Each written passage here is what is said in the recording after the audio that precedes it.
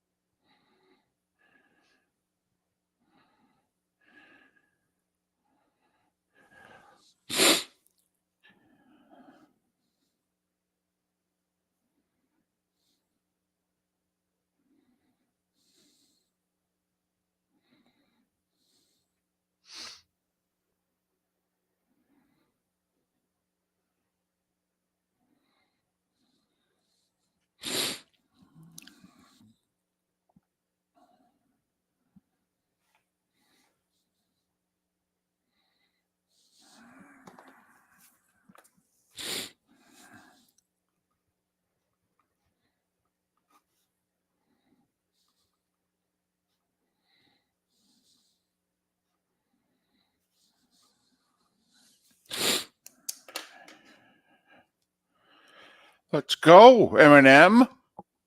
I hear you, Mongo. I love you guys getting to know one another so well. You're talking about who it is one of you's having lunch with. That's cool.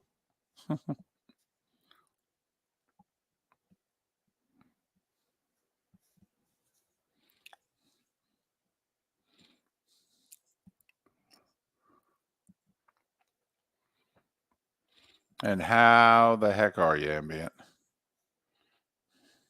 It's important.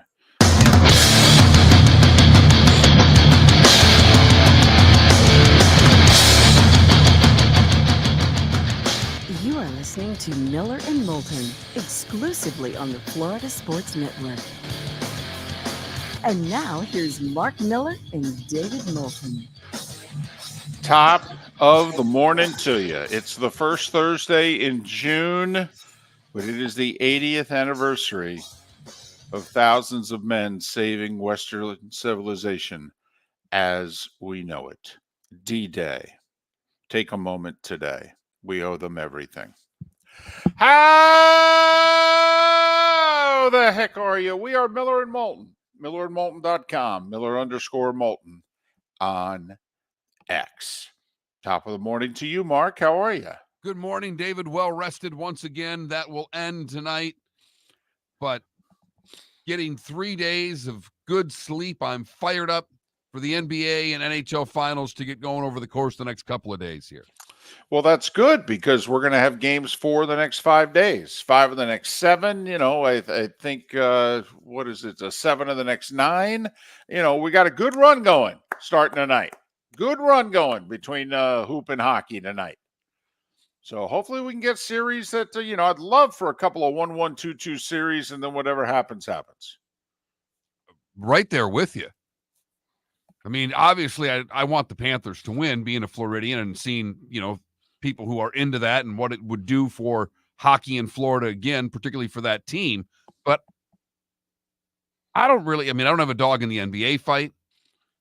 And I really don't have a dog other than being a Floridian wanting the Florida Panthers to win, because I loved Edmonton. As a kid, I loved the Gretzky-Messier Oilers, so it's hard not to have a little fondness for Edmonton. So I'm curious, when you see that jersey, you still think of 99 and 11? Yes. Okay. Because, Yes. this just in, it's been a while. Oh, I know. Okay. Gretzky's last cup, period, but his last cup with Edmonton was 88. He got dealt a few months later. I mean, this just in, when Wayne Gretzky won his last Stanley Cup, Ronald Reagan was president. Well, hello. But that's the formidable years of being a sports fan for me. True. I mean, I'm, from they started making their run when I was in around 8th, 9th grade. And that's when I was really getting into hockey. So that I hear you. Plus, at the end of that run, the Wings started to get pretty decent under Jacques Demers. They started having a couple of good teams. So, yeah, the Wings got, the dead Wings became the Red Wings again. So, I get it. Tough to move forward today, however, without taking a moment or even more than that to reflect on 80 years ago. And don't know how many of you have seen some of the news coverage that there are still a few. I mean, think about it. They're all in and around 100. And they made their way over. And I have to admit, it still gets me choked up. First off, just thinking about what they did. Because obviously I think about my grandfather who was there.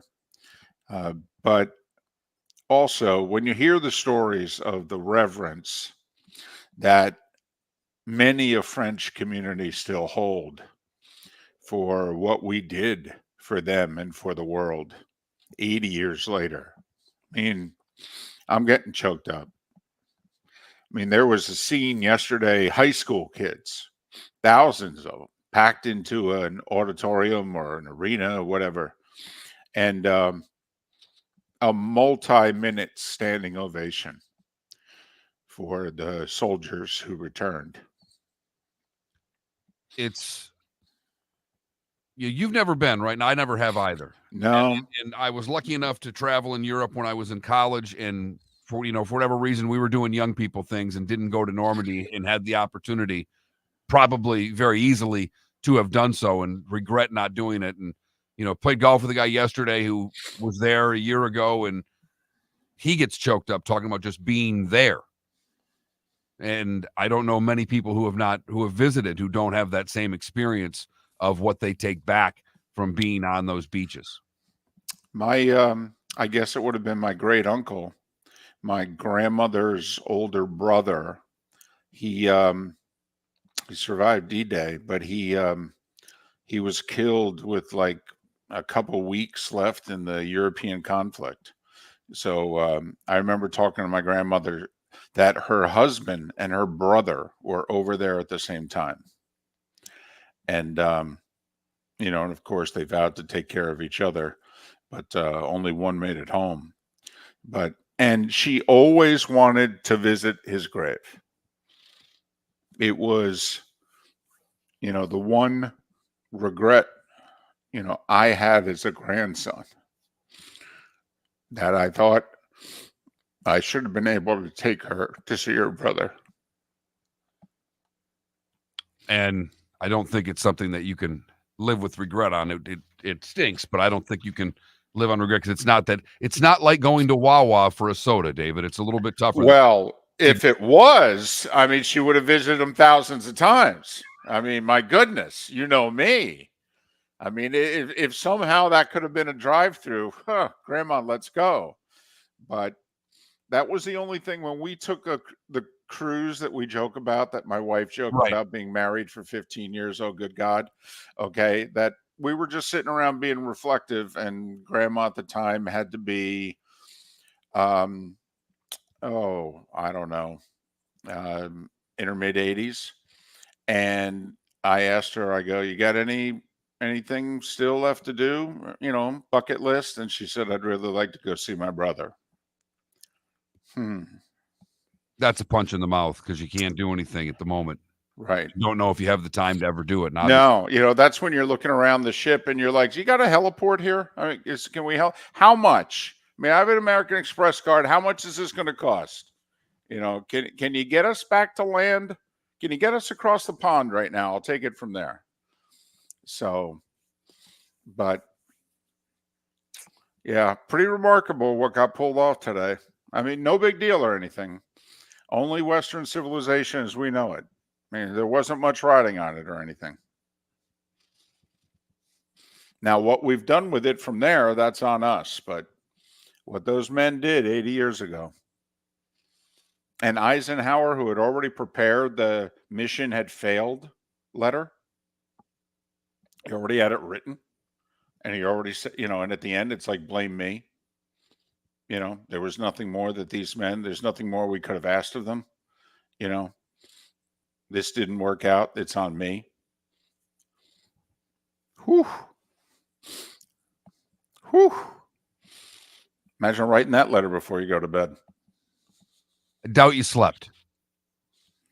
Can't imagine there was a lot of sleeping going on the night from June 5th into June 6th, David. To say maybe the most important, you and I like to joke, even me more than you, because I was in local television, about, the damn weather. Damn meteorologist. Okay. How much more time do you need? How much more importance can we put on what it is you do? I mean, and then we joke about, we get grief when we pick a game wrong. Your guys' is science, for goodness sakes. How do you explain getting it wrong? Maybe the most important forecast in the history of the world. Seriously.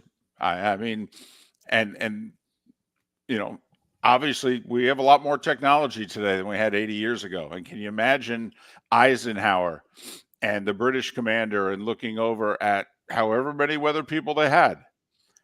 And they're like, are you sure there's going to be a break? And they're going, yeah, it's 6 hours.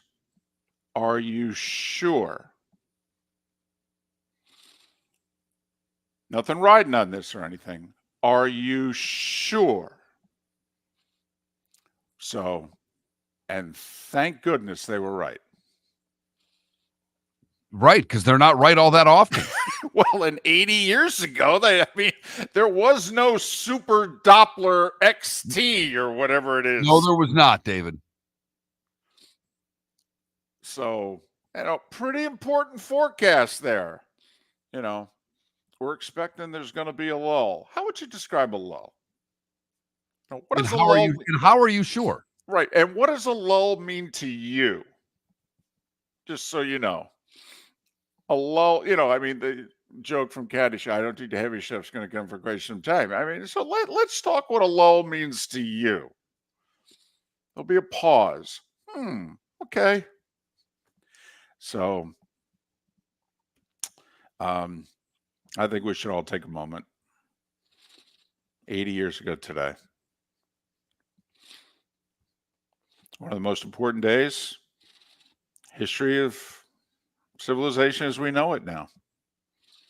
So, and I will say, this is where the network news, they do a very good job. Events like this, they don't hold back. They spend the money. They send people over. You get days of coverage that, first off, it's worth it, obviously, and they do a really good job. And if anybody watched anymore, it would be fantastic that they would actually see the work that's being done. Right. But then there's that. That's true. That's true. Maybe they've got a good TikTok page. Yeah, well, hopefully somebody moves some of their work over to it. Right. So that, certain people could go, oh, wow, they still do that? Oh, that was enjoyable. That was nice. So, D-Day 80 years ago. worth a moment and then some. Miller and Moulton on this Thursday. Hey, we got big games. Let's We've got go. games, David. Let's do this. In fact, here's how great the next couple days are. Miller and Moulton already have their poll questions done. You know how much we struggle to come up with a poll question. Although, did you see the final results from yesterday? It's totally opposite the betting lines. The betting line is Edmonton is a slight underdog to the Florida Panthers. And the betting line is Dallas is like a 2-1 dog to Boston. And yet when we asked our audience, which underdog you think's got the best shot? Over 70% said the Mavs. You and I both said the Mavs. Well, I think Edmonton's a big underdog. I can't believe the betting line is what the betting line is.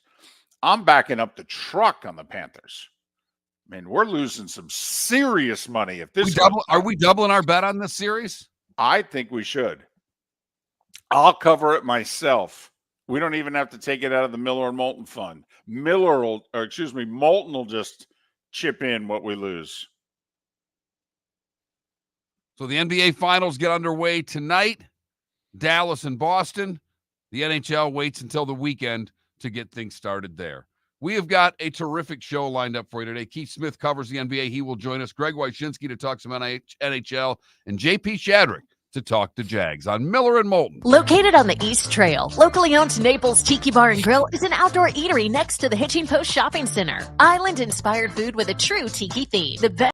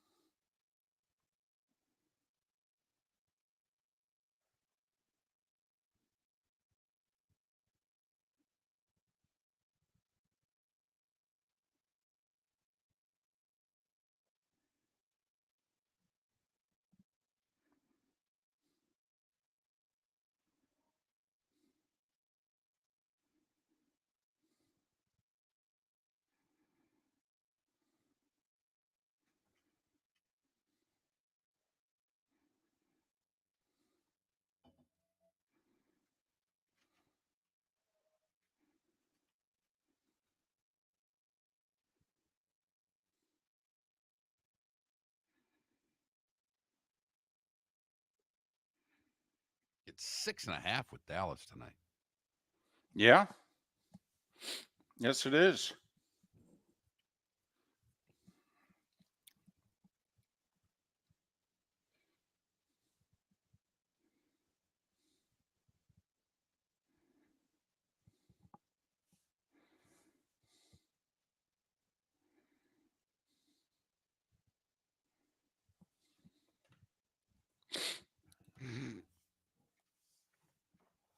That's funny, Feeney.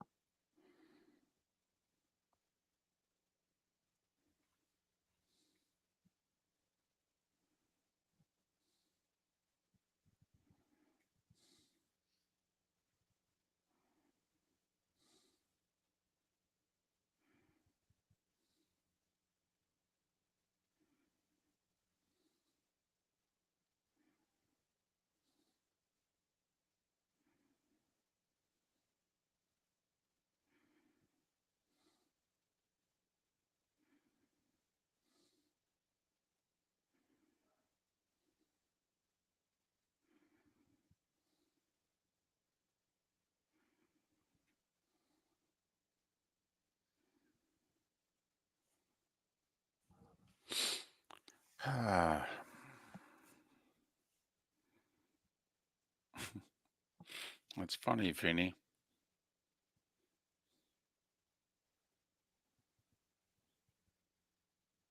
Ambien, I'm with you. I think, I don't know. Could be wrong. I know the Oilers are the most points in the league since they hired their new coach, but to me, they're two lines, one defensive pairing.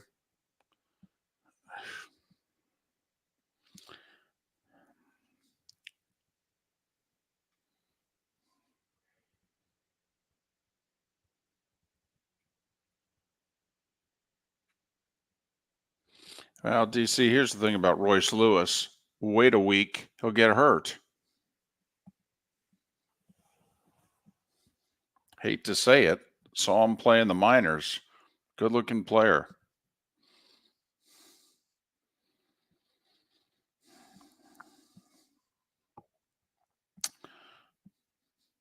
I loved Bosco as a kid, not Yoo-Hoo. I thought Yoo-Hoo was watered down.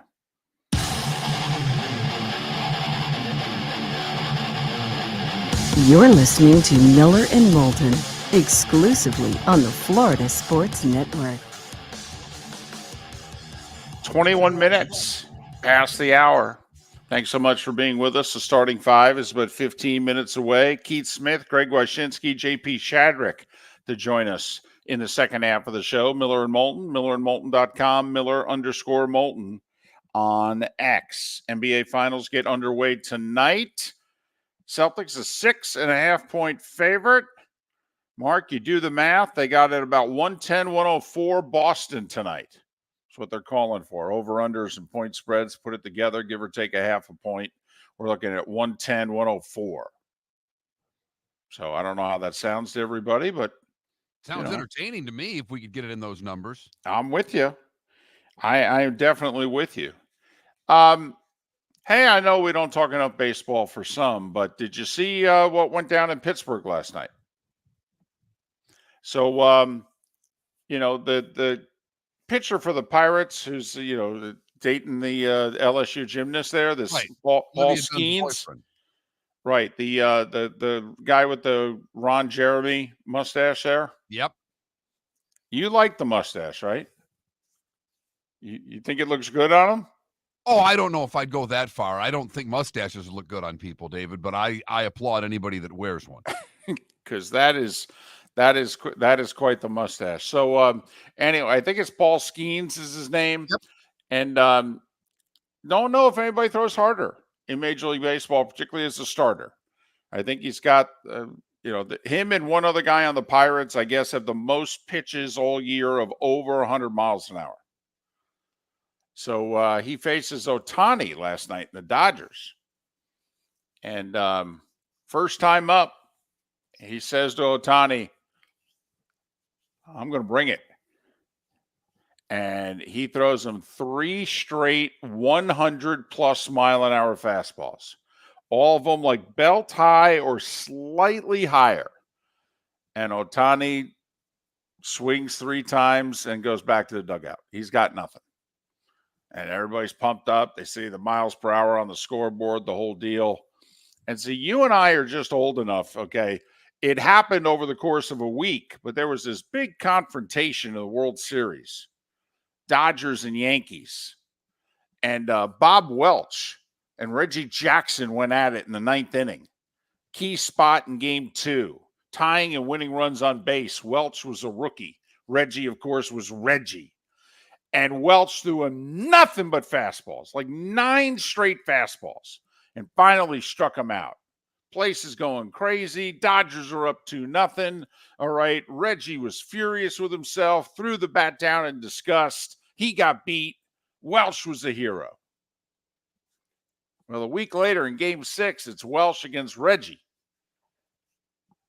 Because this was 78. This was the year after he hit the 3 homers in Yankee Stadium in game 6. Now they're back in L.A. All right. Yankees now are up 3-2. And Welch is going to pull the same you-know-what on Reggie. And that ball's still traveling. Well, Skeens did the same thing again to Ohtani next time up. That ball's still traveling. Well, when you have that swing with that velocity off the ball, that can lead to a very long home run if connected on. Yep. But he said, 100-plus miles an hour. Here you go. Hit it. And Ohtani said, okay. So, just one of those fun little moments. I think you could have gone home. Pirates scored like 7 runs in the second. Then Ohtani homers in the third after, measuring up to the challenge. I think you could go home. Turn around, you look at one another. It's like an episode of Law and Order. This was a good hour. What do you say we go? Listen to you leaving early. Which I never do. I know. But I'm just saying. What else is there to see? The home team scored 7 runs. You think they're going to hold on and win. Maybe not. And then you got the kid in Ohtani. He gets him one time. The Ohtani gets him another. No truth to the rumor that Ohtani's interpreter bet on Ohtani to homer last night. But too soon? No. No? Okay. No, Okay. Just didn't know if that was appropriate or not. I would if I were a visiting or a home fan and Ohtani came to my place, I'd be heckling Ohtani with lines like that. I would. I don't know if there's a sign we could come up with. Okay. Something about Ohtani and bet, but yeah, I still have to believe somebody's going to talk. I really do. I don't think we've heard the last of this. And I believe in a good conspiracy. I believe people can get railroaded or powers that be can come together to, keep stuff from getting out there that should. But I just we're talking about an illegal bookmaker here. There's really no one who has information who's going to talk. Here's my question. Doesn't there have to be someone with the Angels that knows something? If there's something there that we don't know about, really? Ohtani and his interpreter are the only 2 people on the Angels who knew what was going on? Are we sure about this? Because the other guy on the Angels that apparently was his best English-speaking friend is this pitcher in AAA with the Braves now, Fletcher. He was with him with the Angels. So his 2 best friends in baseball, one's the interpreter. He just pled guilty to 2 federal charges. And the other guy's Fletcher, who's being investigated and is probably going to be suspended. Are we sure no one else knows anything? Telling you, This interpreter friend is the best friend anybody's ever had, David. Wow. Because Everybody wants a friend like this interpreter. Because this just in, Mark. I mean, don't get me wrong. I think you and I would go to the wall for each other. But it's one thing if, okay, I'll plead guilty to 2 counts. What am I going to get?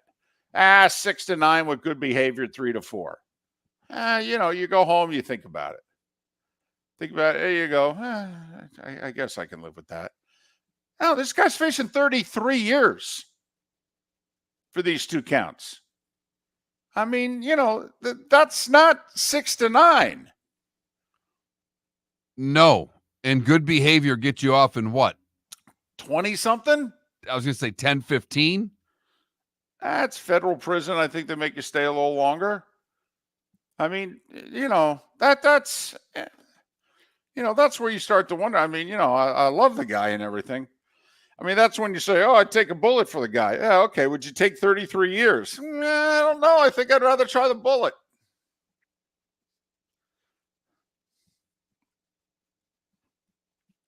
So you think someone's still going to talk in this? I do. I think it could be 6 months down the road. Somebody gets pinched in something.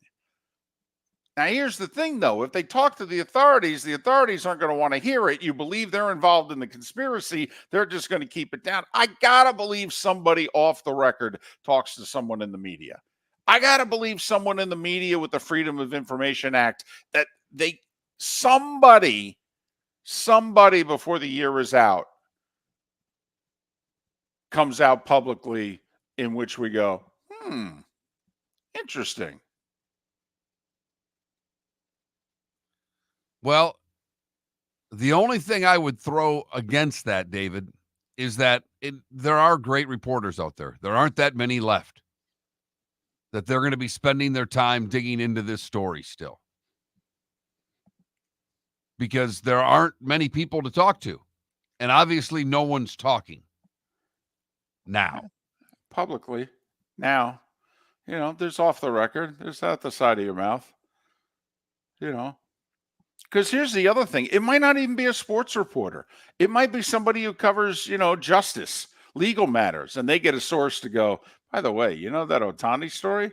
Do you know what really happened? That's all I'm telling you. I don't think we've heard the last of it. If so, man, oh man, this is talk about making something tidy and nice and neat. Wow. I mean, they should go into business and cleaning up messes. Your life spiraling out of control? Call 1-800-FEDS.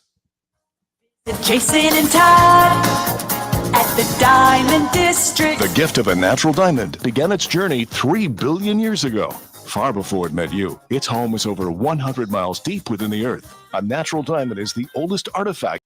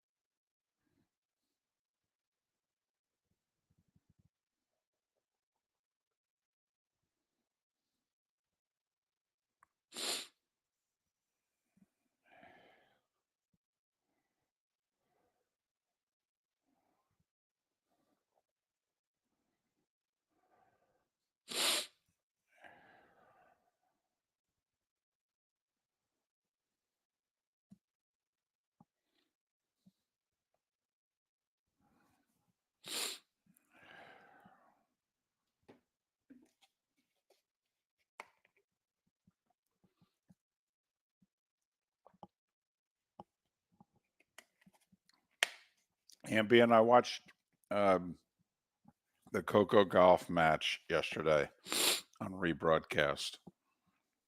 Not all of it, but I'd say the last 2/3.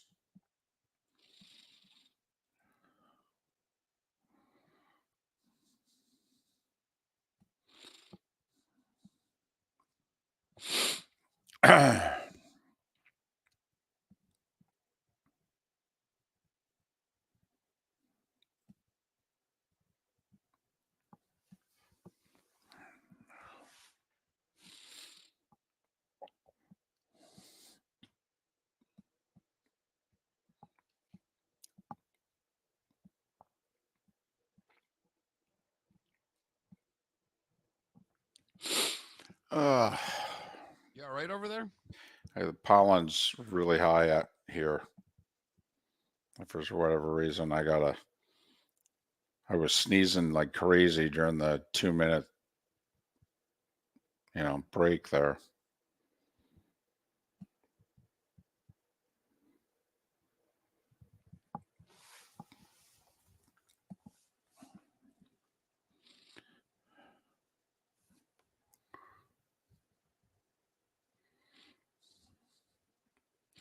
Boy, Ambient's really getting into this French Open.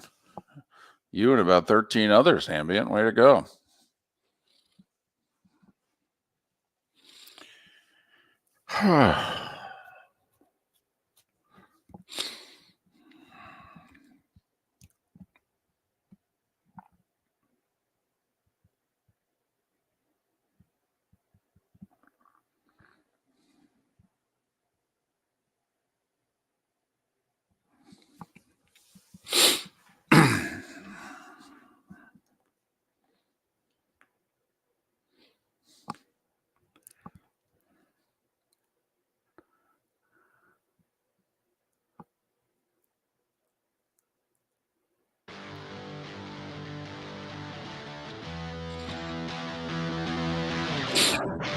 You're listening to Miller and Moulton, only on the Florida Sports Network.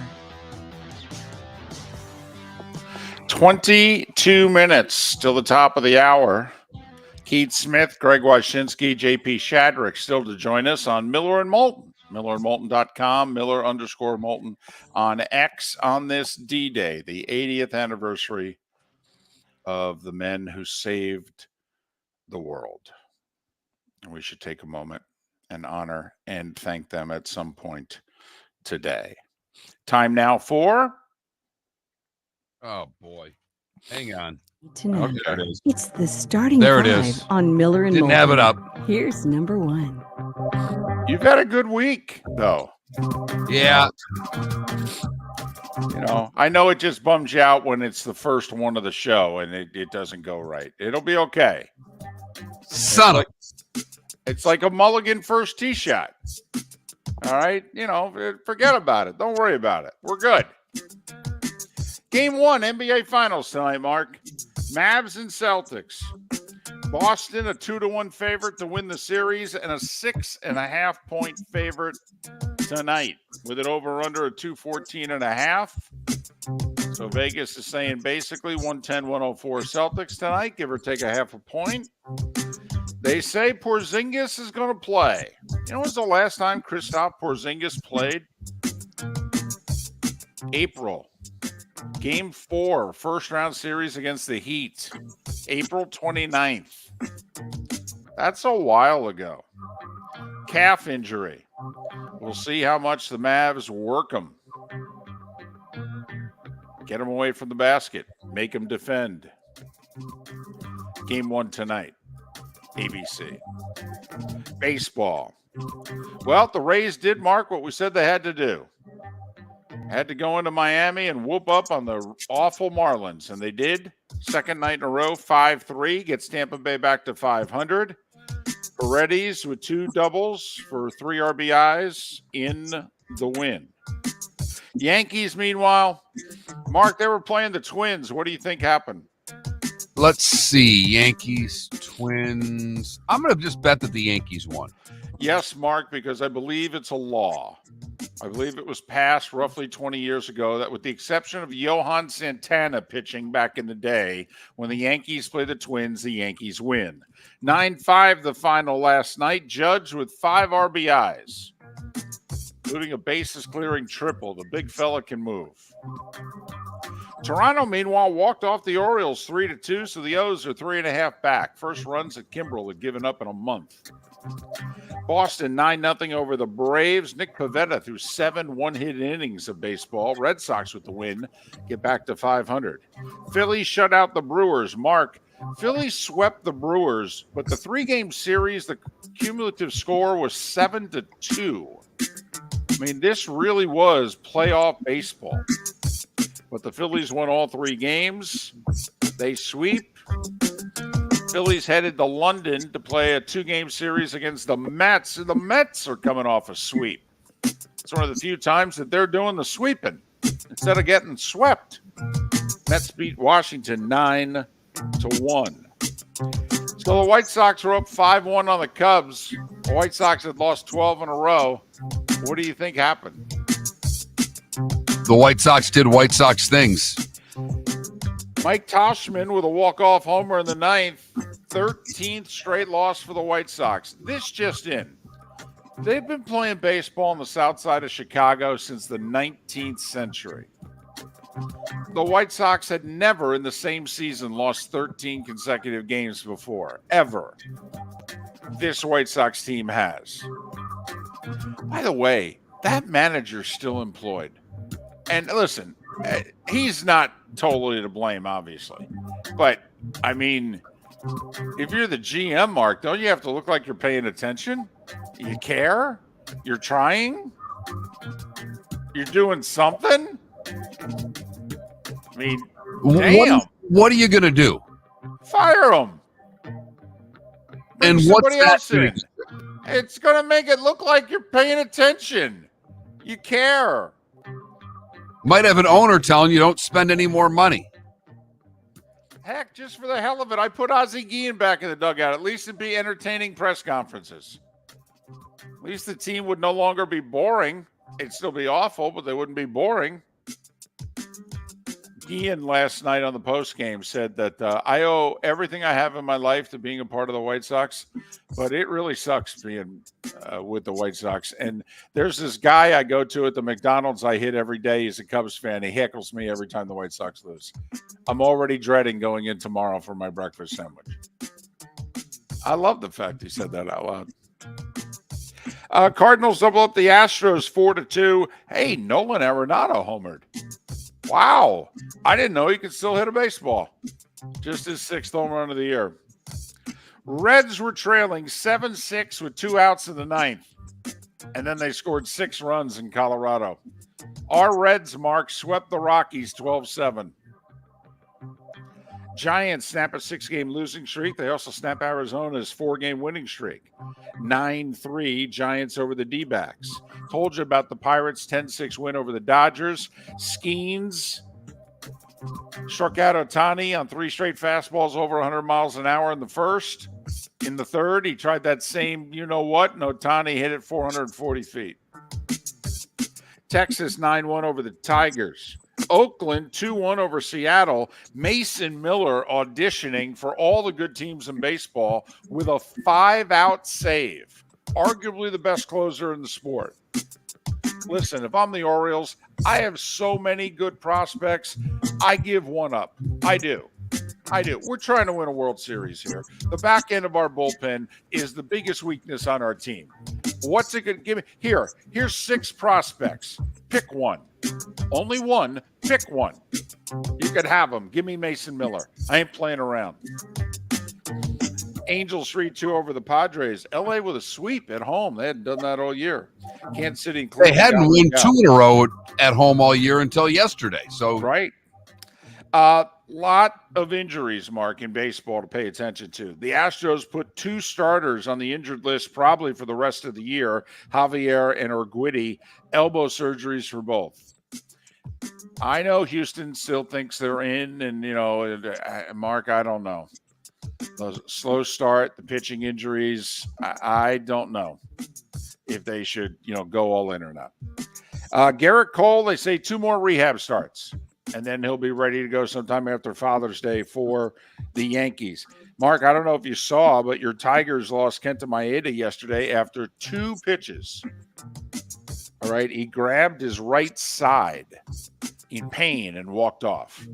So, hopefully it'll be okay. Boston put right-handed pitcher Chris Martin on the IL for anxiety. I don't think I've ever seen that before.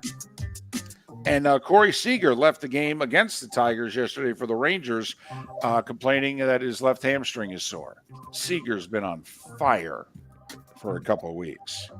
College softball, Oklahoma hit 3 early homers. Second-ranked Sooners looking for the 4-peat. Won game 1 against Texas, 8-3. Oklahoma wins 1 of the next 2. They 4-peat. French Open. Remember, Casper Ruud had the walkover because Djokovic has a torn knee ligament. So he advances to the semis where he'll face the 4th seed Zverev, who won yesterday in straight sets. Women's side, there were 2 major upsets. The 2 and the 4 seeds both lost. They were supposed to face one another in the semis. Mark, one of those doing the upsetting was Mira Andreeva. She's a 17-year-old Russian. Youngest French Open semifinalist since Martina Hingis back in the late 90s. 17. That's impressive. By the way, top-seeded Swiatek against third-seeded Goff in the semis today at 9 o'clock. A lot of people think this is basically the final. NFL. Chargers Pro Bowl center Corey Linsley retired. He only played 2 games last year because of a heart ailment. And the doctor said, you can come back and play, but I don't recommend it. You're putting yourself at a much greater chance of something bad happening. And so Linsley said, I'm good. But he retires. The Commanders were asked, hey, you signed that kicker, Brandon McManus. And then you cut him last week when you found out he was involved in a sexual assault incident, an alleged sexual assault incident. Did you guys know anything about that? They went, no, we wouldn't have signed him. So that's their story. The Steelers signed cornerback Cameron Sutton. He was with them for 6 years. Then he went to Detroit, where he sucked. And on top of that, early this offseason, he got charged with domestic abuse. Not alleged. He got charged. So the Lions cut him. and the Steelers picked them up. Boy, if that was a different ownership group, they might be getting some heat. Funny what certain groups can get away with, huh? Amazing. And ESPN came out and released a nice poster yesterday. It said these are the college football dates and times. The first round of the college football playoffs is going to start Friday night, December 20th. One game at 8 o'clock, and then a triple header on that Saturday, noon, 4, and 8. TNT is going to get the noon and the 4 o'clock games. This just in. The NFL is having games at 1 and 4:30. ESPN's like, yeah, we'll take the 8 o'clock game. You know, when the NFL's done playing.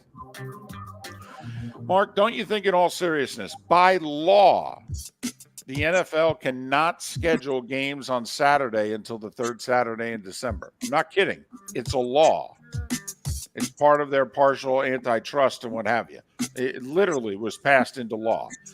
So that second Saturday in December is for college football to have the whole day if they want it. And right now, the only game that's played is Army-Navy. And you know how I feel about the Army-Navy game. My favorite game of the year. I cry every year during the anthem. I absolutely love it. But if you're running college football and you're ESPN and you're paying all the money that you paid for these playoff games, don't you have to say to Army-Navy, listen, I'll let you be a standalone game. You're going to move it to noon. And I'll give you noon to 4. But we're playing at 4 and 8. When you playing the other two games, one Friday. But here's the thing: the conference championship games are the Saturday before. I got you. Right. So it's the whole. If you play it 6 and 7 days later, you could get guys coming back playing the biggest game of the year. You know, but they do that all year. You know, I mean, you play Ohio State, Michigan, and then in theory, one of them's playing 7 days later for the Big Ten title. You know, Alabama plays the Iron Bowl, and then most years they're playing in the SEC title game the next week. I don't know. They seem to perform okay. But I'm just saying, if you're college football, can you continue? Because the NFL has now said, we're not going to give you that Saturday. You asked us for a solid, and we doubled down. Right. We didn't just put games on. We put good games on that. We put the Chiefs in one game, and we put the Steelers, Ravens in the other. And instead of the games being on NFL Network, we moved them to NBC and Fox. I mean, the NFL said, no. That day's for us. College football went, come on, man, take a look at the calendar. NFL said, don't know what to tell you. Do something else. So I'm just wondering how much longer. Because here's the other thing, Mark, that nobody talks about. Who's going to be playing in those first-round games? How many of those teams are actually going to be in the conference championship game? I'd say only half. So if you think about it, half the teams that are going to play in the first round of the playoffs, their season ends the last Saturday in November. Right. It basically would be the losers of conference championship games that'll be correct. You figure they're playing for a top 4 seed. They lose. They'll play a home game the next week in almost every case. I'm just wondering how much longer the Army-Navy game, which I hope is forever, but I'm just wondering how much longer they give Army-Navy that standalone game with nothing else. Yeah, and to get 4 games in, I don't know how you can leave the Army-Navy game at all. If you know what I mean, from a time standpoint. I know. If you're going to go to that Saturday, you're going to be on top of that game as well. I know. It's 8 minutes before the hour. That was the starting 5 every weekday morning at this time on Miller and Moulton. Mark, we have 2 things to bring to everyone's attention. First off, the magic numbers are 79, 86, and 91. So look at that. We got a 7, an 8, and a 9. 79 days to week 0. 86 to week 1, 91, 13 weeks tonight, Ravens and Chiefs. But our poll question's been up for an hour. Who are you picking in the NBA Finals? Mavs or Celtics? That's all. Who's winning the thing? Go to that Mark Miller, the David Moulton, Miller_Moulton on X, millerandmoulton.com, and vote. So there you go. I picked, by the way, Boston in 6. I'm You're picking Dallas. I know you are.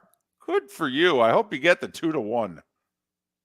Friends and family of Southwest Florida, are you looking to tap into the electric vehicle market? Well, look no further because we here at Southwest Florida Golf Carts have just what you need.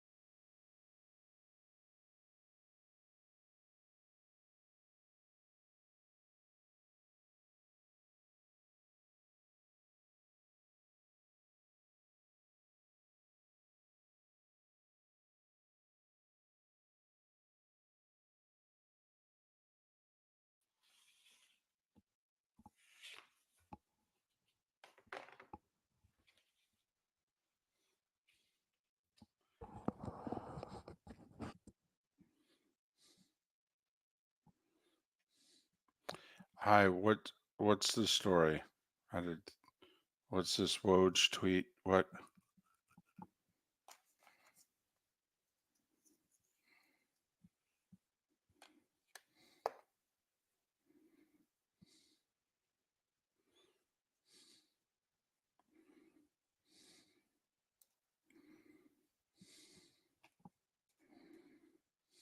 Lakers preparing a massive offer for Dan Hurley. Oh, that ain't happening. I mean, they may make the offer, but that's his whole world's in the Northeast. He even said his wife had to be convinced to move from New Jersey to Connecticut.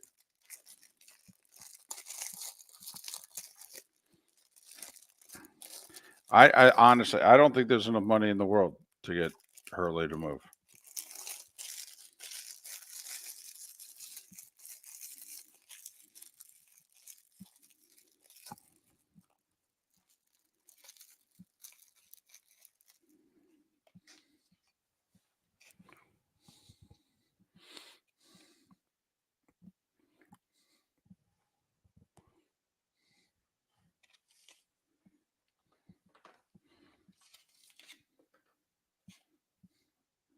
And his parents live within 100 miles of him. I mean, no.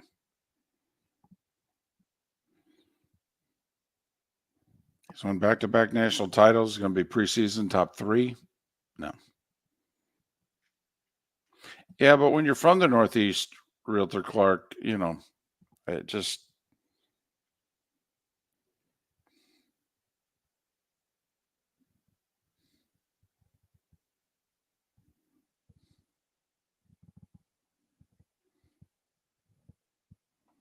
By the way, to go coach that team.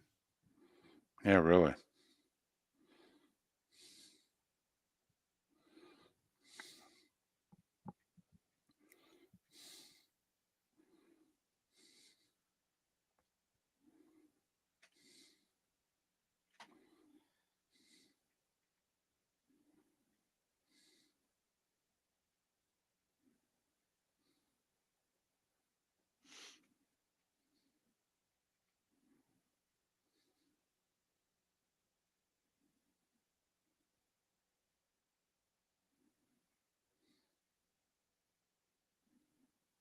Go to a job where every coach gets fired as opposed to staying to a job where you have the job for life. For life. Yes.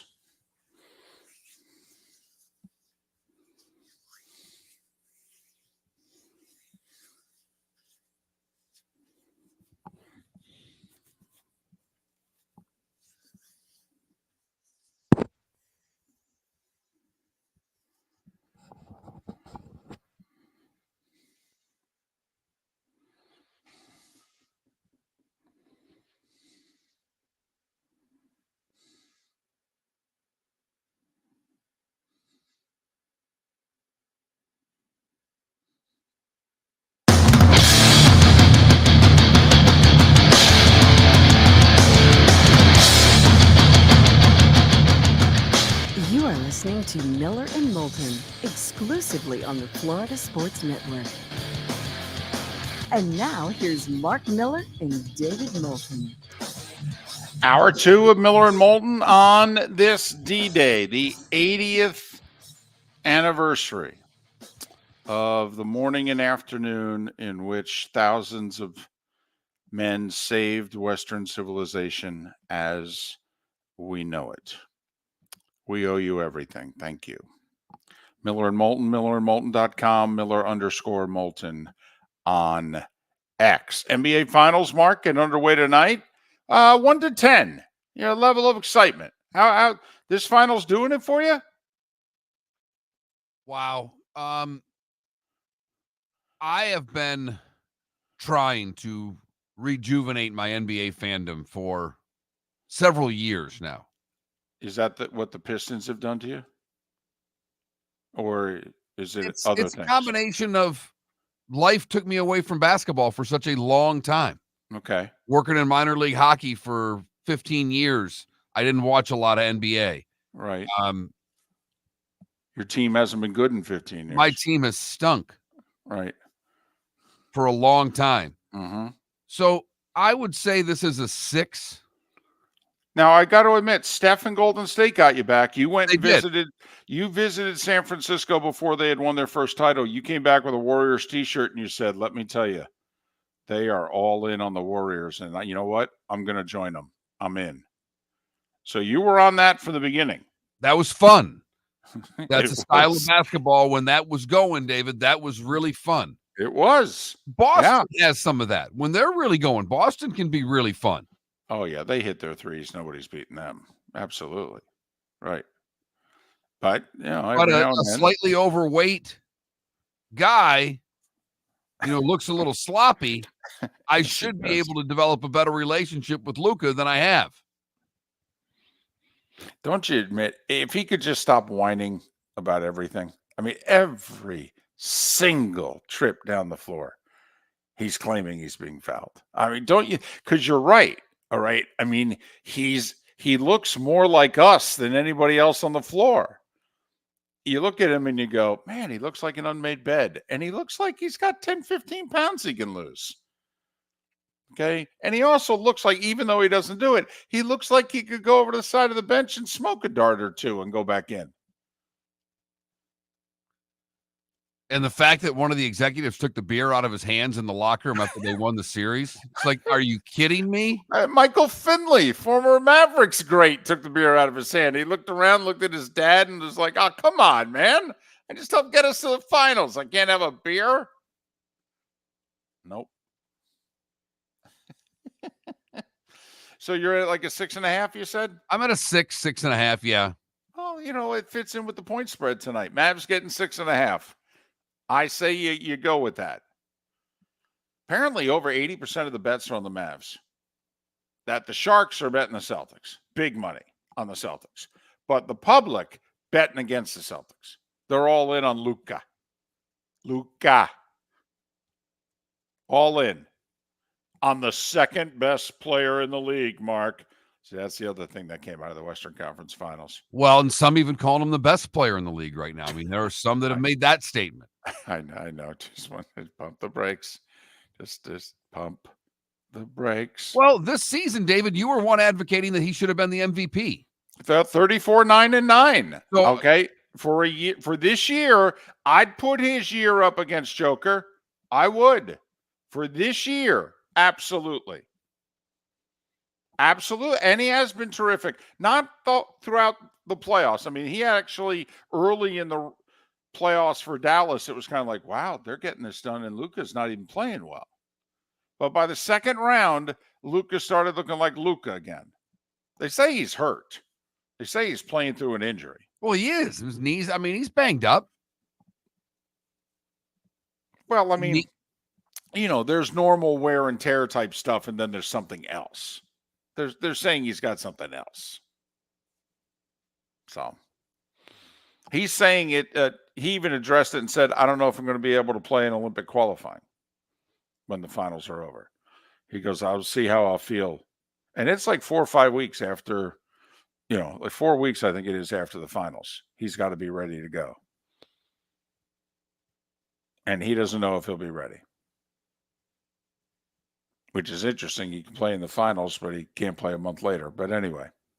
Well, the finals are more important.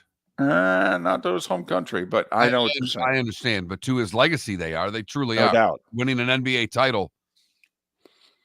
Oh, yeah. I hear you. But I got to admit, I'm a 7.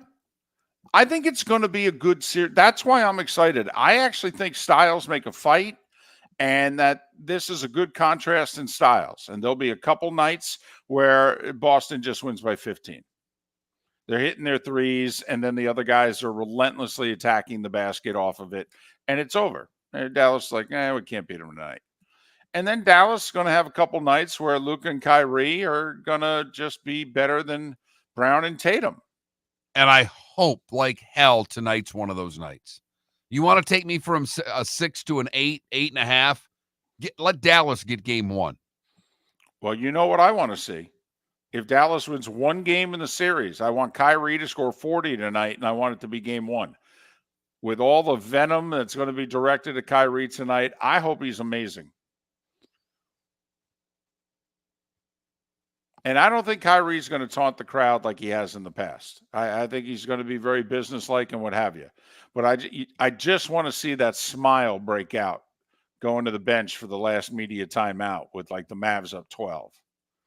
And they show the graphic, Kyrie with 36. That's all.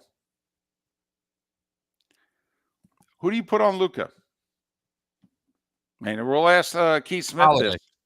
So you're going to go Holiday because, I wonder if he's your best defender. I wonder if Luka will wear him out, though. I wonder if Luka will get him in foul trouble. I mean, he's initiating contact every time down the floor. Okay, if you're going to save him for the second half, that's one thing. If you're going to defend him with 2 players, you defend him with someone in the first half, and then you put Holiday on in the second half. But I want my best defender on Luka. And I'm wondering if I put Holiday on Kyrie and I put Brown on Luka. I go with the bigger player on Luka, I think. Just a thought. I'm thinking of starting Holiday on Kyrie. We'll see And what they just do. try to eliminate him and make Luka Well- beat you by himself? Well, even if I just keep them to 20, like I don't Yeah. think they can win unless Luka and Kyrie are combining for 60. That's the way I'm looking at it if I'm Boston. And by the way, I'm playing them straight up. I'm not letting the other guys get as involved as they got against Oklahoma City and against Minnesota. I'm not. That's how you can lose the series. I want to make them a two-man team. And I just want to hold them to 50. One guy can average 30, the other guy can average 20. If we're playing them straight up and they only score 50, they ain't winning. You've got that right. And I don't know if the number's 60 or if it's 55, but it's at least 55 they've got to get to, David. So, chess match begins tonight. And then who's Dallas going to put on Boston's tandem? And, if the terrific twos from both teams even themselves out, who's got the better supporting cast? And we both think Porzingis is more effective defensively in this series than he is offensively. I do. They need rim protection. That's what I think they need from him. But we shall see. The one thing, Mark, got my fix yesterday. Listened to some NBA radio. All right. I was getting into the finals a day early. All right. And Brian Scalabrine does Celtics games. And a caller called up and said, "Come on, Scal, give us a scouting report. What are they going to do? Stop holding back." And he said, "Okay, fine, I'll give it to you. They are going to make Luka work like a dog, okay, on both ends of the floor."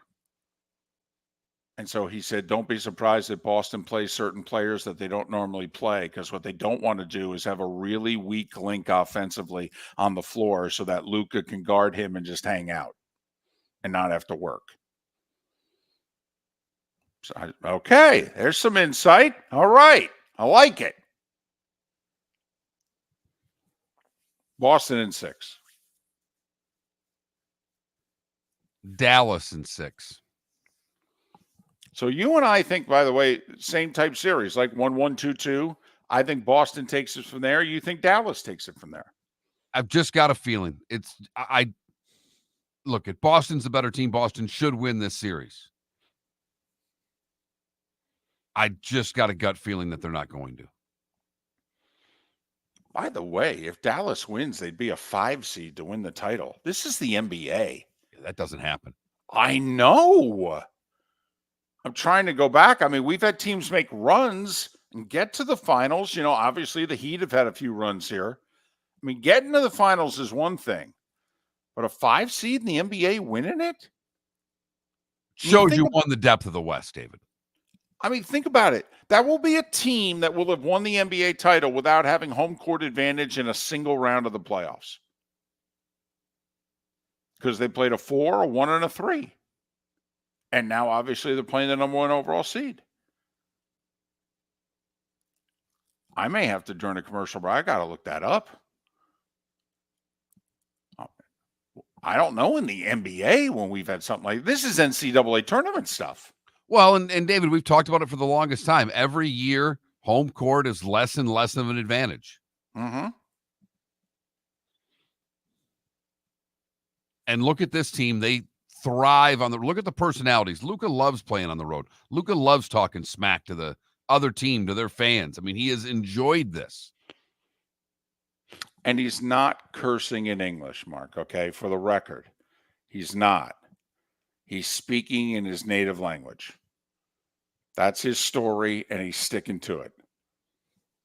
Because every time they get him in the presser and they go, it looks like you said you called so-and-so an MFer. He's like, no, I did not do that. No.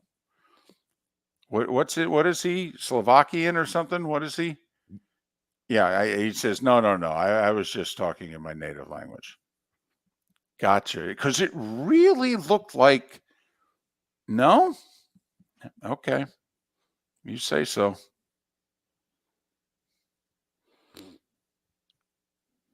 Celtics and Mavs get underway tonight. The Mavs are a 6.5-point dog in game 1.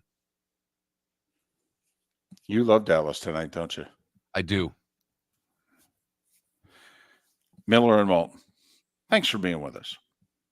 Visit Jason and Todd at the Diamond District. When you enter the Diamond District, you will quickly discover what makes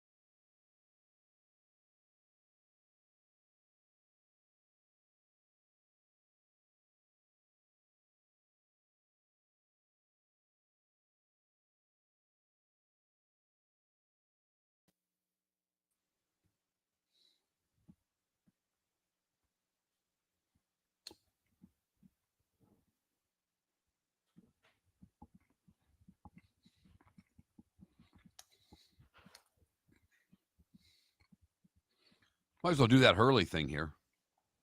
Yep.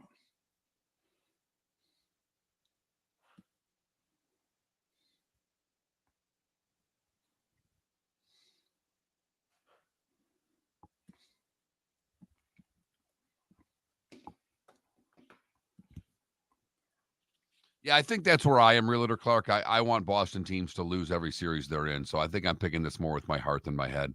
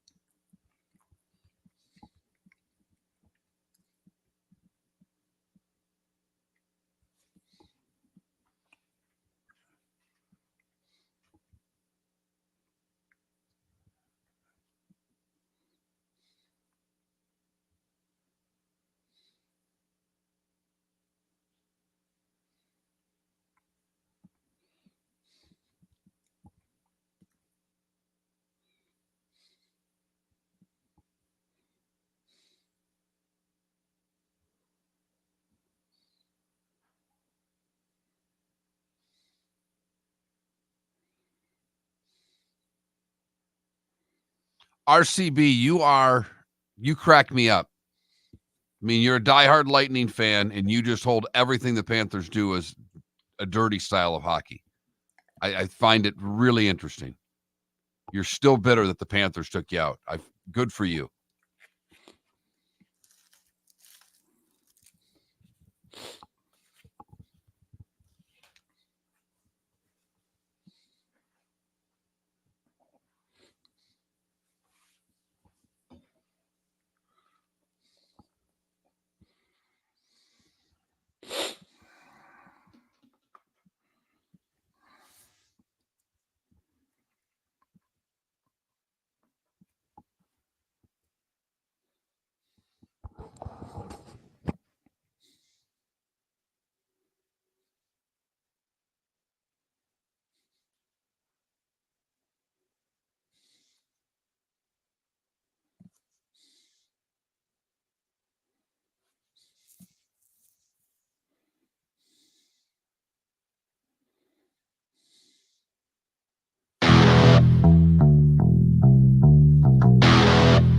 You're listening to Miller and Moulton, only on the Florida Sports Network.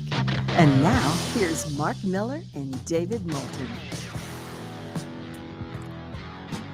21 minutes past the hour.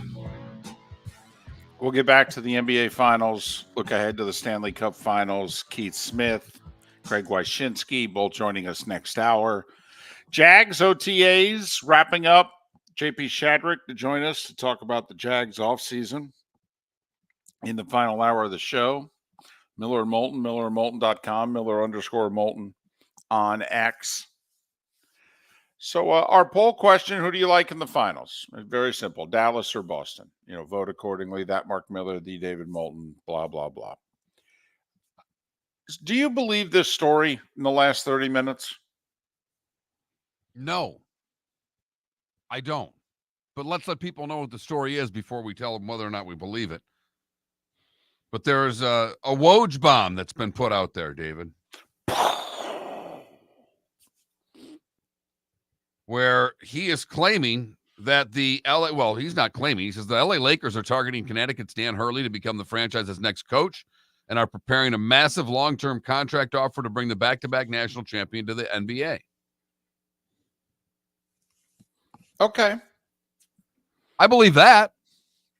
So that part you believe that the Lakers are, before they go to plan B, JJ Redick, Borrega, whoever, that they're targeting Hurley. Okay.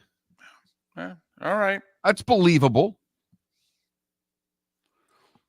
What do you think the odds are that he says yes? I think there's 0. I was going to say 10 to 20%. Wow. I'd never say 0. It is an iconic franchise. Uh-huh. It is the NBA. Uh-huh. And it would be a lot more money. Uh-huh. But how long does a typical Laker coach last as the coach of the Lakers? In fact, how long does the typical head coach of a LeBron James team last as head coach of a LeBron James team? If they're not named Eric Spoelstra, not that long. Not that long. And how long will Hurley be the coach at Connecticut for if he would like to be? I believe it's for life. Life. Also, I have a question. How old's LeBron? 40 or 39. All right. He'll be 40 just before New Year's. Right. I think it's December. I think him and Tiger share the same birthday, December 30th. So you're going to leave UConn and go to the Lakers for soon-to-be 40-year-old LeBron. Not soon-to-be 30-year-old LeBron. It's great that they're going to offer you this 5, 7, 8, 10 years. I don't know, 10, 15, however many millions of dollars. That's great. I'm sorry, who's going to be on the team in 2 years? Is LeBron even going to be here? Is No. AD going to be here? Maybe. Who am I coaching? Austin Rivers. I know who I'm coaching at UConn. I picked the players at UConn. Never mind the fact that, and I understand coaches can be glib with the media. They can fool us. They can lie. I get it. But when Hurley was asked about possibly going to the NBA around the Final Four, I mean, do you remember what his answer was? He laughed and he said, yeah, my wife wasn't so sure about me leaving Jersey for Connecticut. You're talking about what again? He just laughed, kind of like, yeah, I don't think I'm going to be allowed. Even if it was something I'd consider, I don't think it's, no, I don't think I can come through the front door and even bring that up as conversation. So his whole family, he's from the Northeast. His whole family's from the Northeast. His parents are still alive. They live nearby. Okay. He's back-to-back national champion. He's going to be top 3 in the country next year. He gets to pick his players. It's a basketball school. Money's not a problem, by the way. If Dan Hurley came to him and said, I need more money, they'd be like, oh, you know what? We were just thinking about giving you a raise.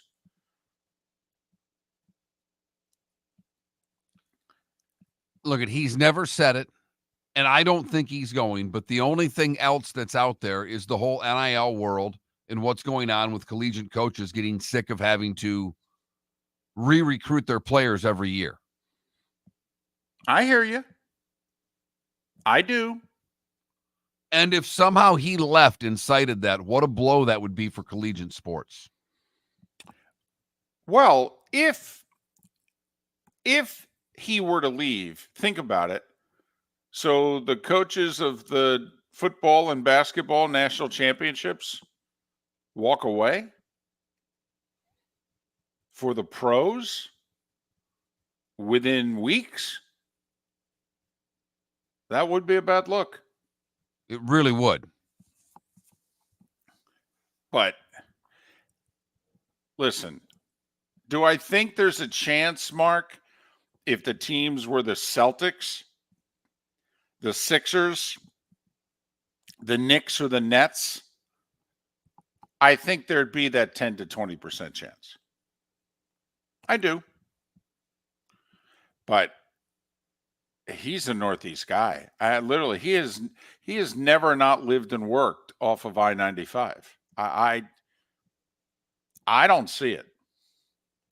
I mean, his dad had so many offers when he was coach of St. Anthony. So many offers. The Hurleys are built differently. They are. And Dan seems more like his dad than Bobby. I'd be stunned. Stunned. Literally, I'm putting it at 0. What I find fascinating is how the former Twitterverse, the Xverse works. Because people now are already taking this as a done deal. Right. Which is not what Woj reported. No. He just reported they're showing up with a Brinks truck. They're targeting Hurley. Right. They haven't hired him. Right. I mean, does this mean it's moved past the agent and to the coach directly, though? I mean, that the offer's in front of him for him to turn down? I mean, the agent didn't turn this one down, if you know what I mean, David? Well, the way Woj is making it sound is that, the Lakers haven't made their final offer. How long does it take to make an offer, by the way? I've never understood this. I mean, maybe it takes, I don't know, you're romancing them. You took them out to dinner a couple times. I don't know. But I mean, Mark, how long does it take to make an offer? Hey, Mark, I'd like you to come work for us. Oh, okay. What are you thinking? Going to pay me? I'm thinking about 7 years, $77 million. How's that sound to you? Sounds terrific, David. Sorry, Well, I was doing it in my own world. I understand. I've already accepted the job and have quit this one. Well, I mean, for what Miller and Moulton make, hell, I could probably offer 7 years, 77,000. But back to Hurley. Seriously, how long does it take to do what? They're preparing what? It takes weeks. This isn't moving. Or that targeting is, David, that they already offered him. He said no, and now they're backing up the Brinks truck because they don't want to. They don't think that no's the proper answer. I mean, besides, can he take the job? Can he even be offered the job? Has he done a podcast with LeBron? Is it too soon for that or no? Not at all. Okay.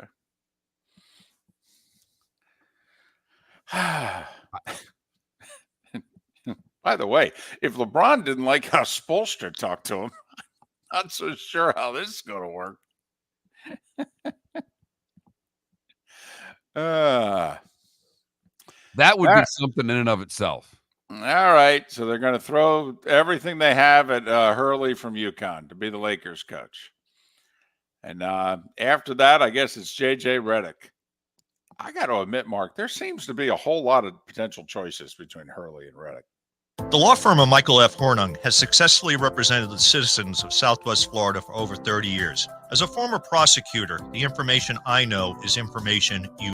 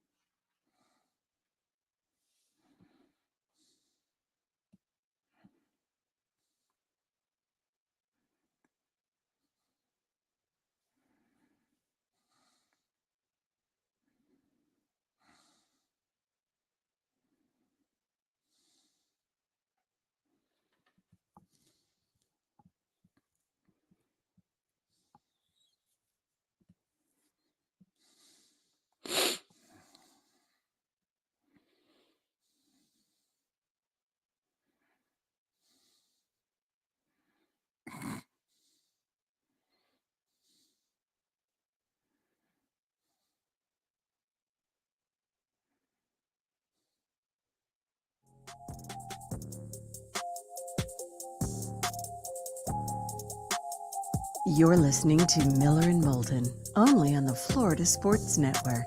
And now, here's Mark Miller and David Moulton. 22 minutes to the top of the hour. Keith Smith to join us to talk NBA Finals at that time. And the Woj bomb from 45 minutes ago that the Lakers all in on getting Dan Hurley away from UConn. All in. They're preparing their offer. How long does an offer take? We watch video all the time. NFL teams are doing deals during the 12 minutes they're on the clock. How long does this take? Well, David, it takes additional offers because he's obviously already said no to the first one. Hurley reportedly making like 5.5 or something like that with UConn. So I'm sure the Lakers can double it. By the way, Lakers don't throw money around. Lakers have never thrown money around. Dr. Buss was not one of the richer owners. Genie is not one of the richer owners. You know, Lakers don't throw cash around a lot. It's one of the reasons why they hire the coaches that they do. I mean, outside of Phil, they don't really pay their coaches. You know, Ty Lue had the job. He said, I ain't working for that. They're like, well, that's what we pay our coaches. He's like, I'm good. I'll go to the Clippers. That guy pays more. By the way, do you have any interest in that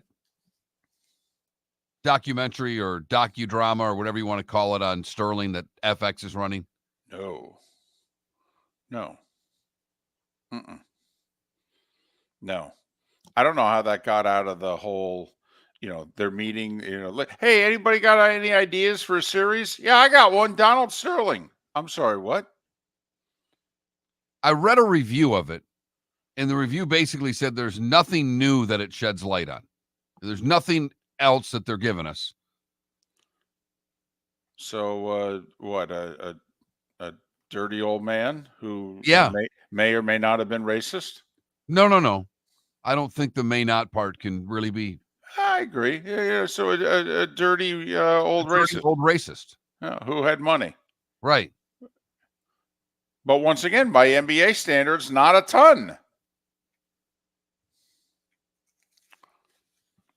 The interesting part about that, quite frankly, is the sale. I mean, what Steve Ballmer paid $2.1 billion for the Clippers at a time when the Clippers were valued at about 30 cents on that dollar. And Ballmer grossly overpaid. He had wanted a franchise. He wasn't taking any chances. And he's like, no. Here's $2 billion. In fact, I'll even throw a little more on the pile. Just give me the team. And they went, wait, what? How much? It blew up the value of other franchises. You don't. Exactly. There's no way the Suns get what they get from Ishbia, right? Without Ballmer deal being done. Totally. All of a sudden, values doubled overnight because of what Ballmer paid for the Clippers. And Ballmer knew. He's like, well, first off, I got the money. I got like $30 billion. All right, what's 2? Secondly, I just increased the value of every franchise, so I'm going to get all the votes. So, yeah, sure, what the heck? On top of it, he's building his own arena, practice facility. I mean, he's actually acting like people in Los Angeles care about the Clippers. I mean, it's really cute. It's funny. Where are the Clippers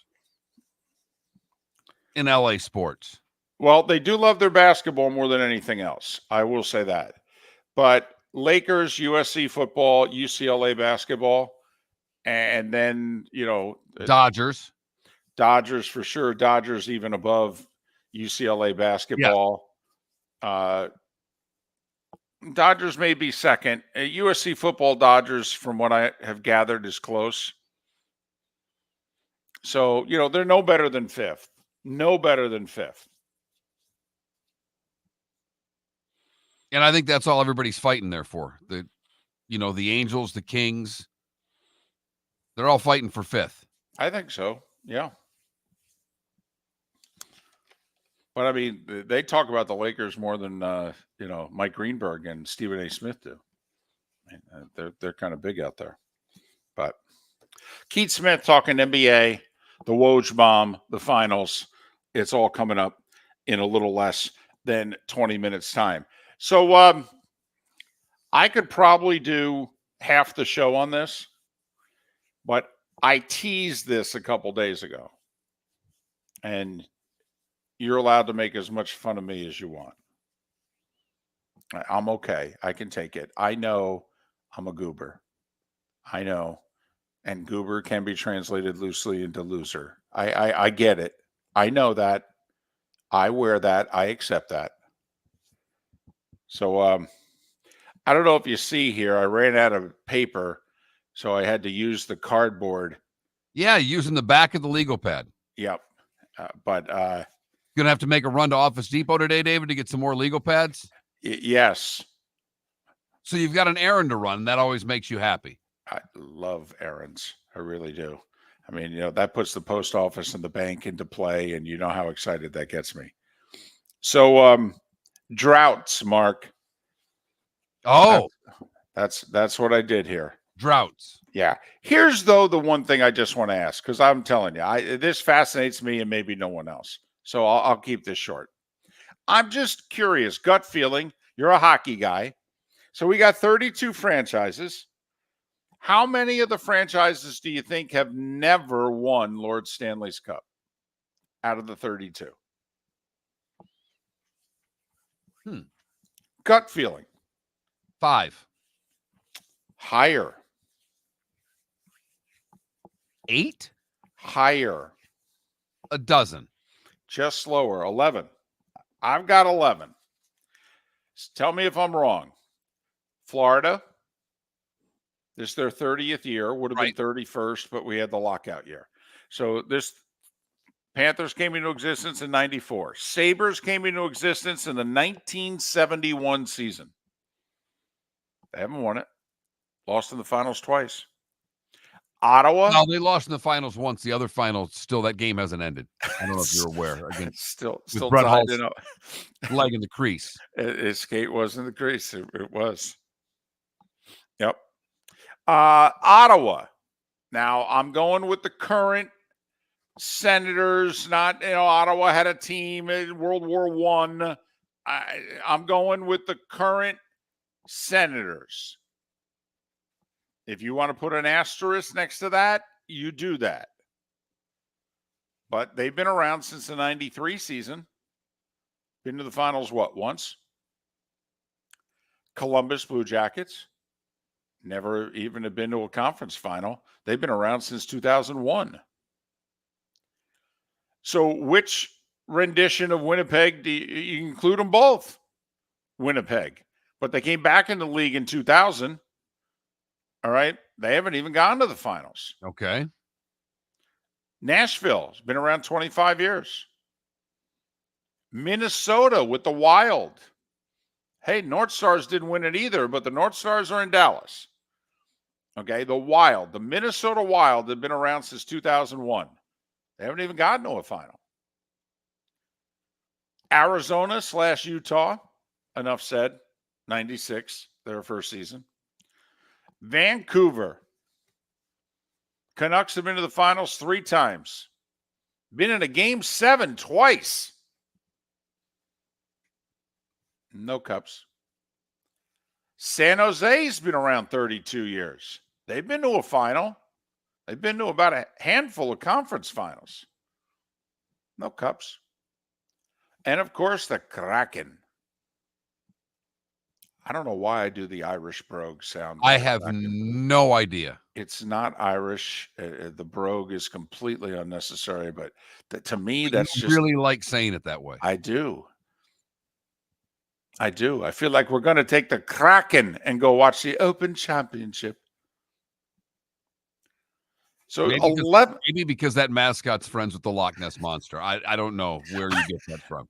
Do you think an Irishman in a thick brogue would scare that monster? I don't know. I don't know. So anyway, that's I mean, we could get into the droughts and what have you, but a third of the leagues never won the cup. That's okay. In the NBA, Mark, do you know it's damn near half the league? Like, if I had asked you gut feeling how many NBA franchises have not won the title, what would your answer have been? My guess would have been higher because the Lakers and Celtics seem to win it every year. So would you have And the guessed number like 8? I would have guessed 8 to 10, somewhere in there. Okay. I've got 13 that have never won the title. Orlando, Indiana, Brooklyn, and you can go all the way back to them being the New York Nets for a year, the New Jersey Nets, the Brooklyn Nets. You know, they've been to 3 finals. They haven't won it. Charlotte. Now, I'm going the expansion Charlotte when they came back, kind of like the Browns. Okay? Because then also if you say New Orleans, you know, they were originally Charlotte. They moved to New Orleans.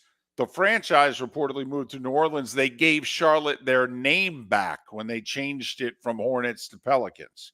But either way, neither one of those teams have won the title. In fact, neither one of those teams have made it to the finals. OKC made the one final with their big 3 and then lost Harden over $2 million a year. And we all know what happened since. Minnesota Timberwolves, 2 conference finals, never made the finals, never mind won it. They've been around since 1990. The Clippers, how far back you want to go? You want to call them the Buffalo Braves? Want to call them the San Diego Clippers? Or you just want to pick them up in LA? Either way, nothing. Phoenix, 1969, they've been around since. Sacramento, hell, you can go all the way back to their time in Kansas City in the 70s and mid-80s. They haven't won. They haven't even been to a final, I don't think. Utah, whether in New Orleans or Utah, no. Memphis, been around over 20 years, haven't been to a final. Now, the only one of the 13, the Hawks, obviously since they've been in Atlanta, and they've been in Atlanta since 69, they haven't even made a final. But they did win a title as the St. Louis Hawks in the late 50s. So that's up to you. Whether the Hawks count or not. The Hawks count as a title to me. Okay. So franchises won one. I get what you're 12. saying. Then the number's 12 out of 30. Only 30 NBA teams. 32 hockey, 30 NBA. So 11 hockey franchises and 12, because you're counting the St. Louis Hawks. And that's in what, the 50s? The 60s? Eisenhower administration, correct. So now what caused me to sit down and do that? I don't know. I probably need to talk to someone. I mean, I've got a wife, I've got a daughter, I've got a granddaughter. There's plenty of good sports that's been on. The last couple of days, it was the perfect time for that. Yeah, I know. I did that before the last couple of days, though. I actually did that Sunday night during Game 6 of Edmonton and Dallas during the intermissions. I may need to have to talk to someone. No, I think you're doing just fine. Keep having this self-therapy. Really? You think it's working? It seems to be. Just curious, in what way is it working? For me or for you? Well, it's working for the show. You're providing a valuable service of information to the listener. Are we sure? No, but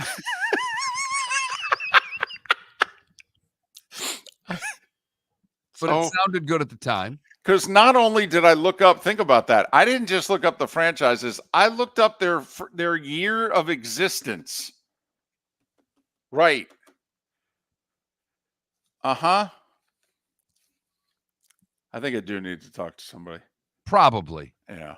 There's something going on that I guess I'm not wanting to address. Fortunately, you have this self-therapy every day called Miller and Moulton. Well, not only that, my wife's a therapist. So, I could talk to her, but, Would she listen at this point? Well, the problem is not only would she listen, she'd offer advice. And I really, 28 years of marriage, I don't know if I really want to hear it anymore. The advice? Right. Right. How do you think we stay married? At this point, you just keep ignoring each other. Miller and Moulton.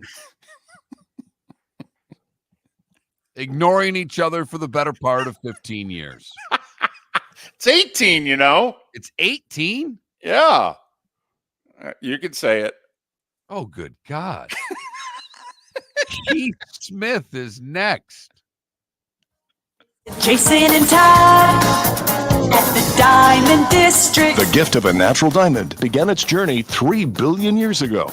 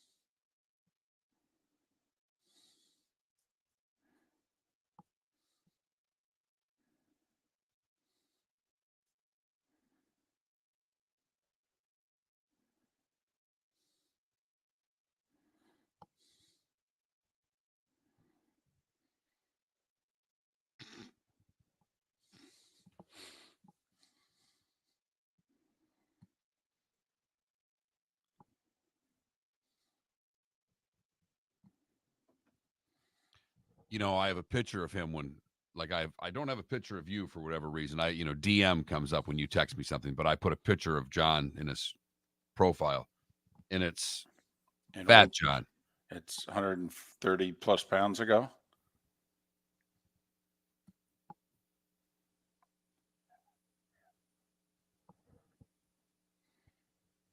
David.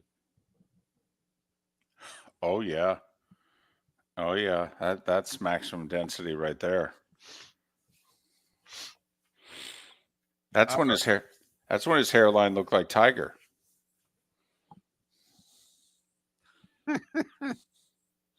Don't you think Tiger's getting pretty close to just shaving it? Yes.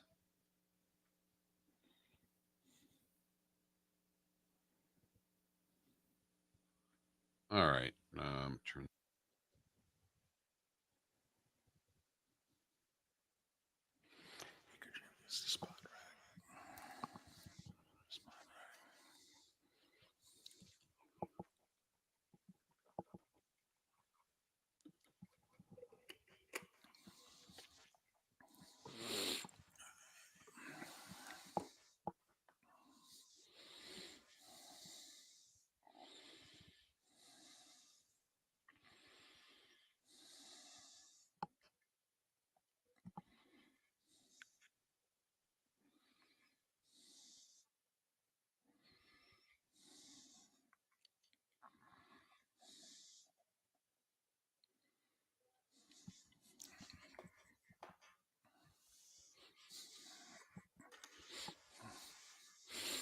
Nothing more American than donut holes? Nothing? Don't get me wrong, they're very American though. But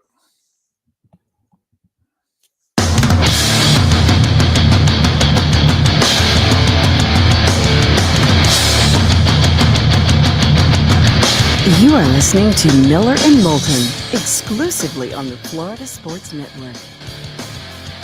And now, here's Mark Miller and David Moulton. just past the midway point of Miller and Moulton on this Thursday, the first such Thursday of June. It is D-Day. 80 years ago this morning, hundreds of thousands of soldiers saved Western civilization as we know it. Take a moment today and look it up if you haven't delved into the history of the day, but also take a moment and honor those brave men who, well, did so much for all of us. Keith Smith has done a lot for Miller and Moulton over the years. He's one of our best guests. He contributes to both Spot Rack and the NBA YouTube Front Office show. You can follow Keith on X at Keith Smith NBA, Keith Smith NBA. Now, we called you about the finals, but before we get to the finals, okay, you refer to a pre-7 a.m. Woj bomb as like an energy drink, right? Yeah, you get one of those that early in the morning, and it just is like, all right, I'm up. Let's go. Usually I prefer when those come, trade deadline week, the start of the off season. But hey, it's the Lakers head coach, so that's big news, and we got to go. Well, first off, I mean, they're targeting him. Do you think that he's going to take the job? Yeah, that's an interesting question because it feels like they've been targeting a couple different people and haven't gotten quite there yet. But one of the things that was very interesting was the wording in there that he had been kind of quietly already at the forefront of the coaching search, and that they've already had some discussions and expected to escalate this week. So I do think they are probably far enough down the path that now it's just about years, dollars, and final details, and off we go. The level of detail of why the Lakers want to hire him too in the article from Woj, that all leads me to believe that this is going to get done. So you think that Hurley's going to leave UConn and the Northeast Corridor for the Lakers, not the Celtics, not the Knicks, but you think he's going to go the 3,000 miles and do this? I do. He's talked in the past about wanting to coach in the NBA someday. He's been pretty open about that, and it's always been after I finish my, time here at UConn and whatnot, that he's talked about that. Well, he's won back-to-back national titles. I mean, I guess winning a third in a row would be pretty cool, but it sounds like he is ready to make that jump now. And ultimately, at the end of the day, it's the Lakers. This is one of the premier jobs, not just in basketball, but in all of sports. It's, if you have a chance to be the Los Angeles Lakers head coach, you almost have to take it. And I think the wording that this is going to be a massive multi-year deal, long-term deal, I'm thinking this is probably going to come in maybe even like near what Monty Williams kind of got, something like that, which would be risky for a first-time NBA head coach, but it does seem like that's where the Lakers are headed. And I know it's the Lakers' job, and I get it, but LeBron's run every coach out of there. And LeBron's 39. What Laker job are you getting right now, Keith? Yeah, that's a great way to kind of frame the conversation, because a lot of the reporting around this has been that the Lakers are making a Anthony Davis in the future hire here, that this isn't going to be just about LeBron. Now, I'm not naive. I get it. LeBron's probably had some level of say, but LeBron's been very complimentary of Dan Hurley, including very recently. He had some nice things to say. I believe it might have even been on the JJ Redick podcast, which is a whole other weird twist to this. But I'm sure the Lakers are kind of taking an approach of, hey, if LeBron's okay with it, that's great. If LeBron's not okay with it, then we'll have a little bit of conversation, but we've got to start planning for the post-LeBron years whenever they may come, whether that's, as early as this coming season, he could be a free agent, or whether that's, 2-3 years down the line. But I do think that's kind of what they're looking at, is we need to get somebody in here with a chance to really lead us moving forward after LeBron is gone. Keith, college coaches have not been successful. I mean, I love Pitino. I think if the teams are even, Pitino's the best coach alive. I really do. Now, what he was doing with the Knicks was working before he went to Kentucky. Obviously, what he did with the Celtics didn't work. Calipari didn't work with the Nets. We could talk about Billy Donovan's level of success in Oklahoma City and Chicago. I mean, does a college coach, John Beilein was a tremendous failure. I mean, these are Hall of Fame college coaches who have not succeeded in the NBA. Yeah, you're absolutely right. I would add Brad Stevens had a good amount of success with the Celtics. He did.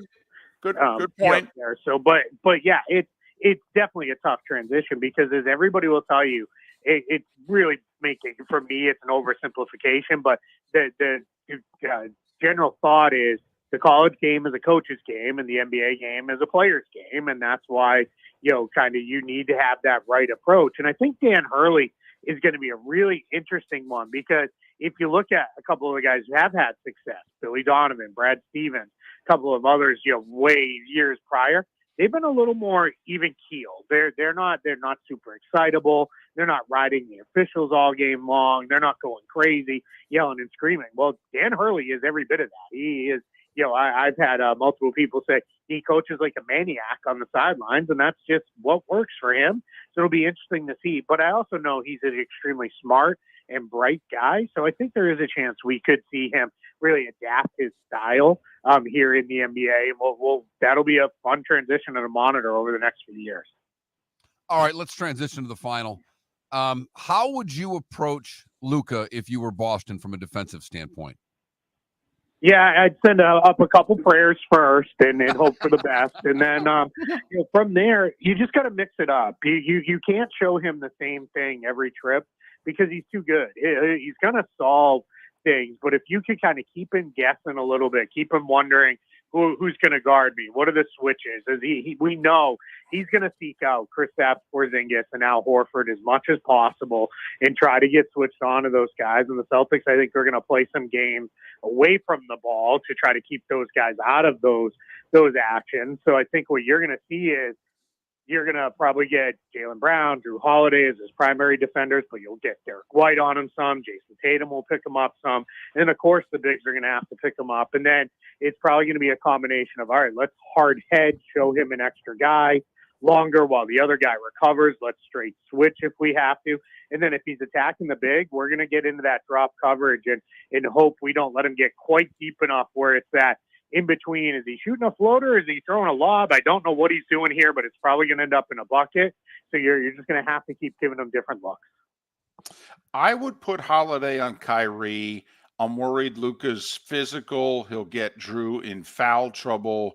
Okay, what do you think the Celtics are going to do when they've played them earlier? You know, they've done a little bit of everything.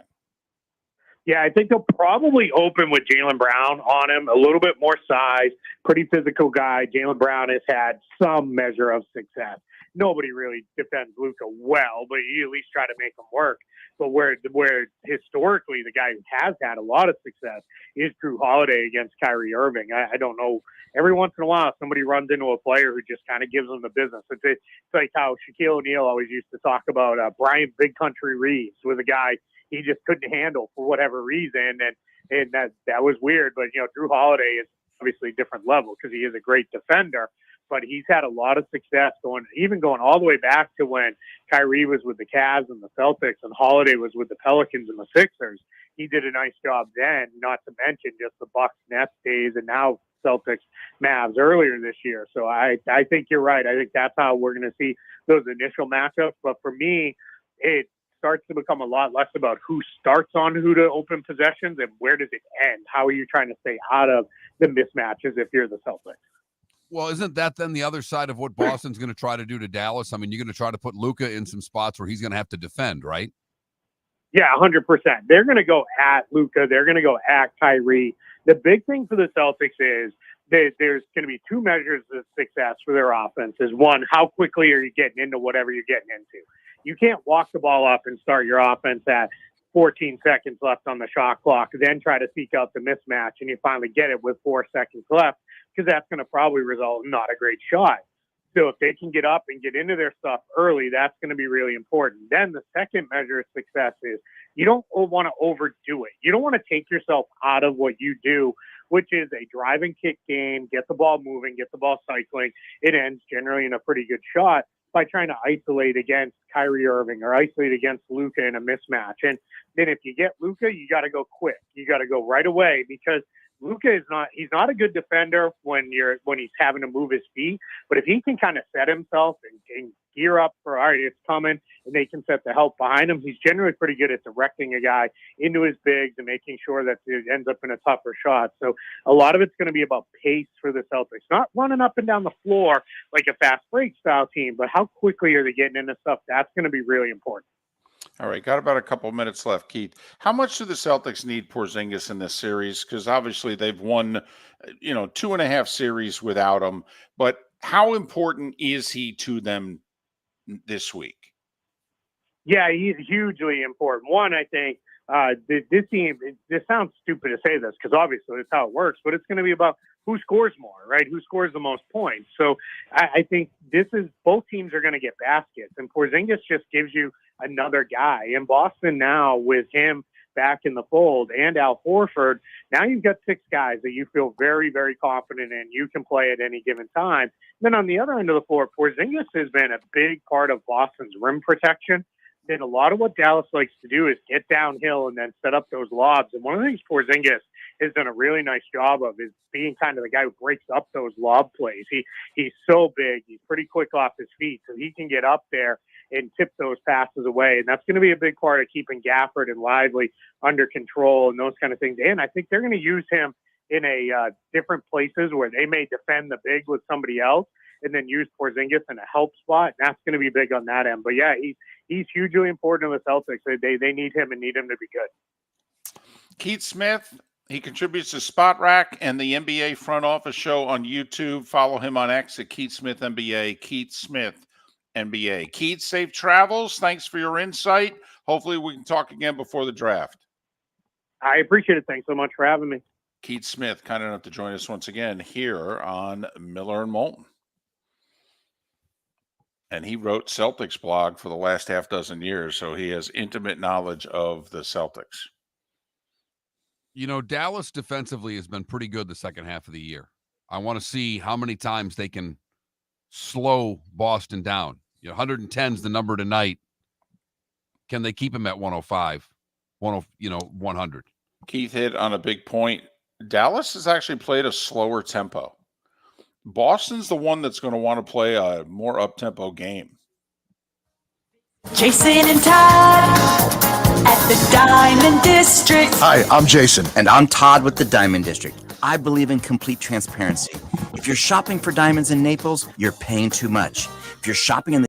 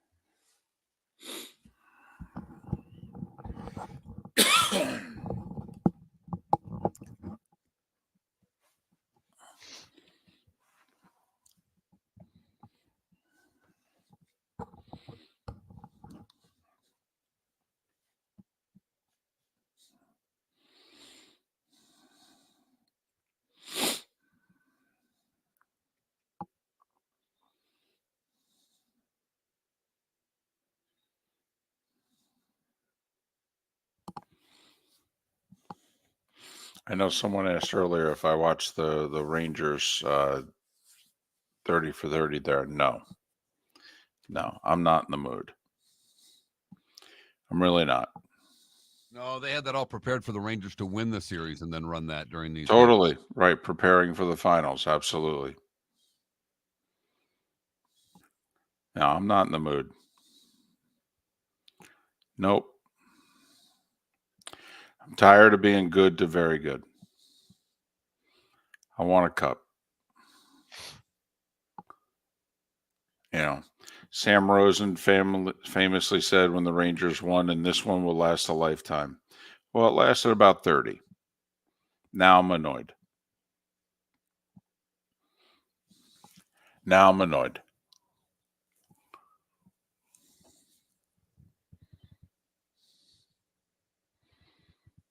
Yeah, it's difficult for me, FinFam, I haven't seen it. I can't imagine there's a single thing in it that most Rangers fans don't know. I haven't seen a second. I've seen 30-second previews on social media.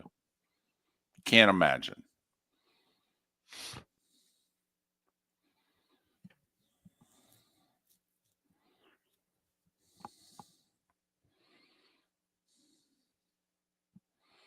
Exactly. I mean, it doesn't mean that we don't still love them. We're not interested. But,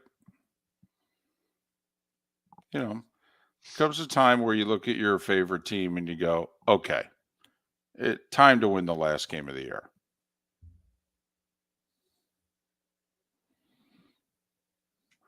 And I don't know if I'll ever, I'm looking at it like, will I see my team win the last game of the year? There's no one's even close. Not even close. So Michigan State basketball. Not close. Tigers, Pistons, Wings. And Michigan State football will never, ever. I don't know if they get to a playoff in my lifetime, that'll be something. So you'd be happy with them making the 12-team playoff, or which will become 14-team playoff. Will I be happy? I'll be happy for them, but I'd want more than that. But I mean, I don't know how realistic it is to expect more than that. Well, I mean, you made the 14 playoff once. Right. That didn't go particularly well. No. Still wishing that game. They fumbled right before the half. They don't win, but I don't think they get goat rodeoed if it's 14-7 at the half. I agree. That's if I could have one playback, push that in the end zone and let me know how that game turns out. They don't win, but they don't get embarrassed.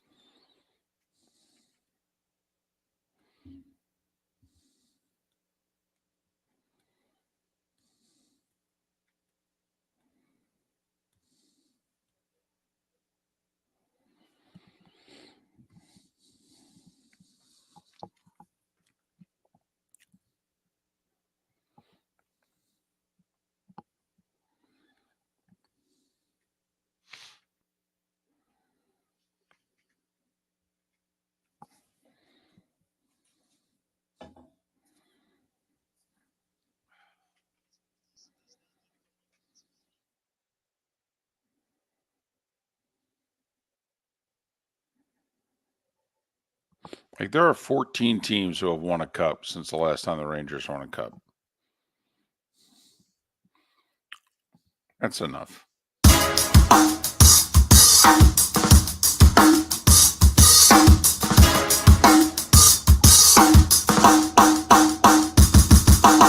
Welcome back to Miller and Moulton, only on the Florida Sports Network.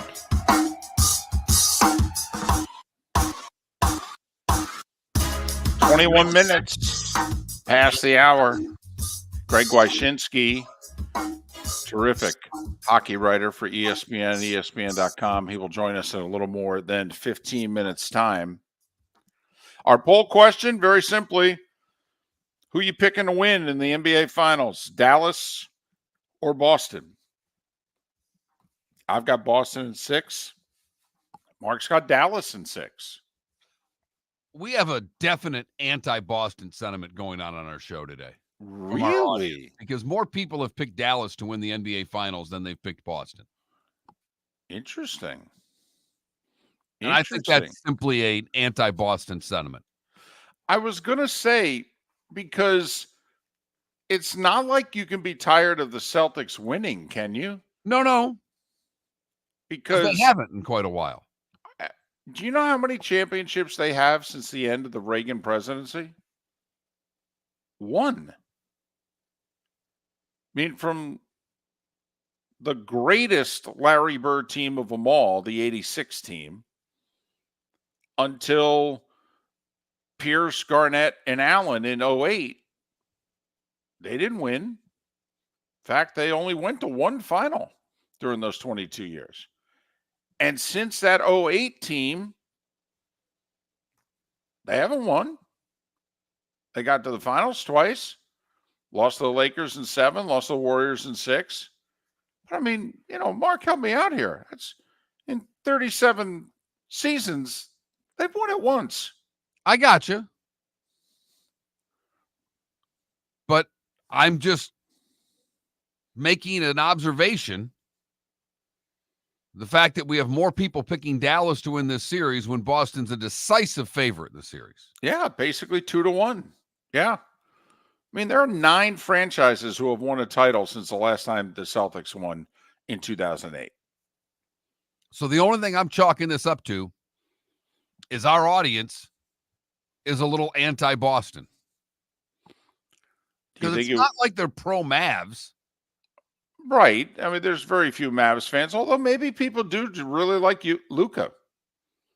I mean, this could be I got to admit, I like Luka. Oh, okay. Because there's nothing to dislike about this Celtics team. No. I mean, they're a likable team, if you know what I mean. No real jerks on the team. No one that gets in trouble. I mean, guys that play hard. Right.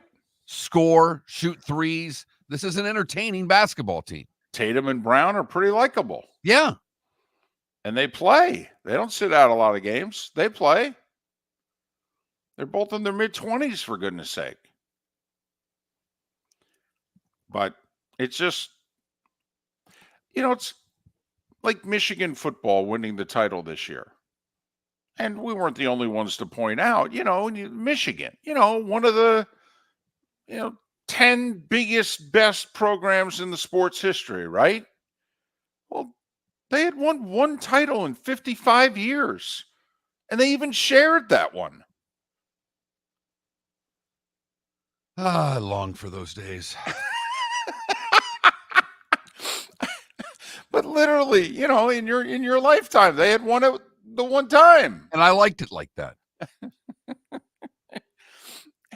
But, listen, before Tressel and Ohio State, and even after Tressel and Urban, I mean, do you know since the Lyndon Johnson presidency how many times Ohio State has won the football national championship? Yeah. 2? Just twice. Tressel in 2002 and Urban in 2014. That's it. They won a lot of games. A lot of games in those 55 years. But 2 titles. They just act as if they've won 14. Well, right. I mean, listen, Notre Dame hasn't won a title in 35 years. Right, but I don't find Notre Dame fan acting like Ohio State fan, if you know what I mean. Well, they haven't won as much lately. But even when I don't, and I don't like Notre Dame. I don't find their fans to be anywhere in the league of Michigan or Ohio State fan. Not even close. Well, I mean, the Charlie Weiss era will really humble you. Okay. I mean, between the Faust era and the Weiss era, that'll humble you. That will. Ohio State had won 6-6 season under Luke Fickell. Hasn't been a whole lot of humbling. It just hasn't been a ton of championships either. They've been really good. So, but here's the Celtics tied with the Lakers for most titles. They've won one in basically 40 years. It's 37 and counting. That's why wouldn't you love to see Dallas up 2-1? Even if Boston just runs the table from there. I mean, there's storylines about, oh my goodness, Brown and Tatum, they can't win. Oh my God, best team in the league, they're not going to win. Oh my goodness, will they ever win? David, if it's 2-1 Dallas, the narrative of Tatum being not the guy will be the lead story nonstop. Totally. Just a bum. Just a dog. All right. Line up 30 guys. I take them over this guy. Got to break them up. Got to trade them. Never going to win with these two. Oh, yeah. That's actually when I'll be bummed because I think there's only like 48 hours in between games 3 and 4. Yes. Yeah. Darn. That's the only short break in the whole series. I know. It's the 48-hour break between games 3 and 4. That's the one time in which I want it to be like 4 days. I just want so much negative.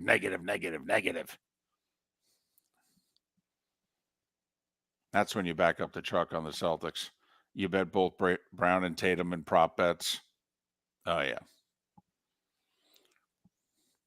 But then when it's 3-1 Dallas, and then Dallas wins it in 6, the narrative can start all over again. Look at you. Look at you throwing gasoline on the fire.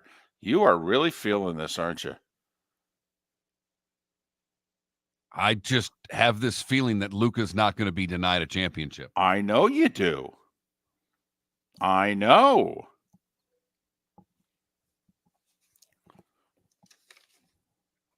So, a couple of big basketball stories today. Obviously, NBA Finals tonight, 8:30, ABC. We thought this was going to be J.J. Redick's broadcasting swan song, but apparently, Dan Hurley's going to be the next coach of the Lakers. Whatever, that's not happening, but whatever. But David, you are right now on an island.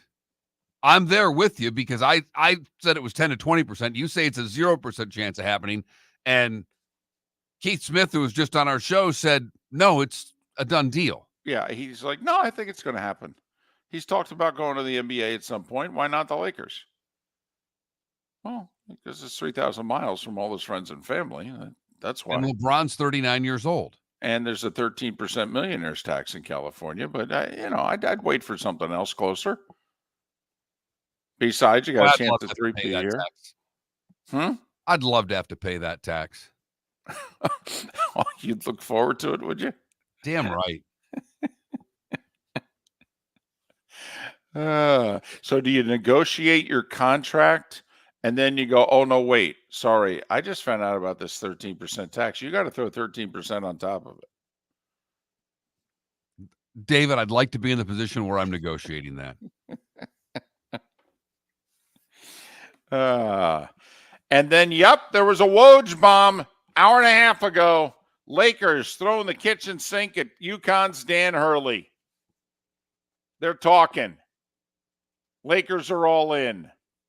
A Monty Williams type offer, 12, 13 million a year, that sort of deal. And you're not buying it. I'm not. No, I'm buying the Lakers are offering. I'm not buying for a second, he says yes. Greg Wyshynski, the Stanley Cup final. Let's talk about it next. Miller for Molly Maid. Why Molly Maid, you ask? Trust. Moulton was a customer for 15 years. Affordability.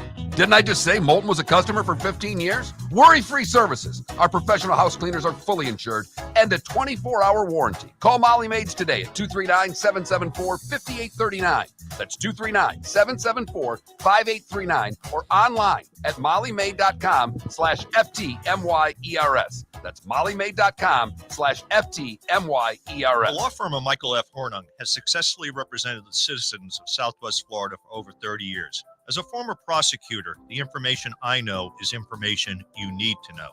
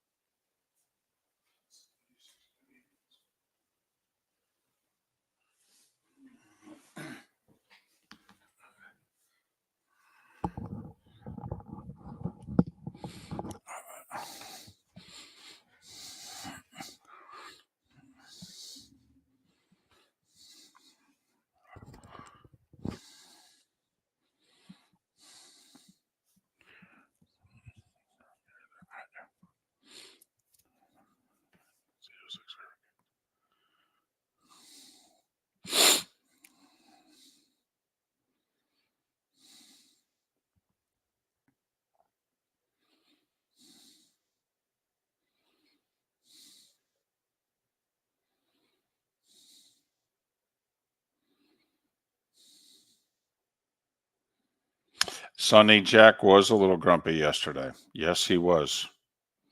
Yes, he was. Or Tuesday or whenever it was he met with the media.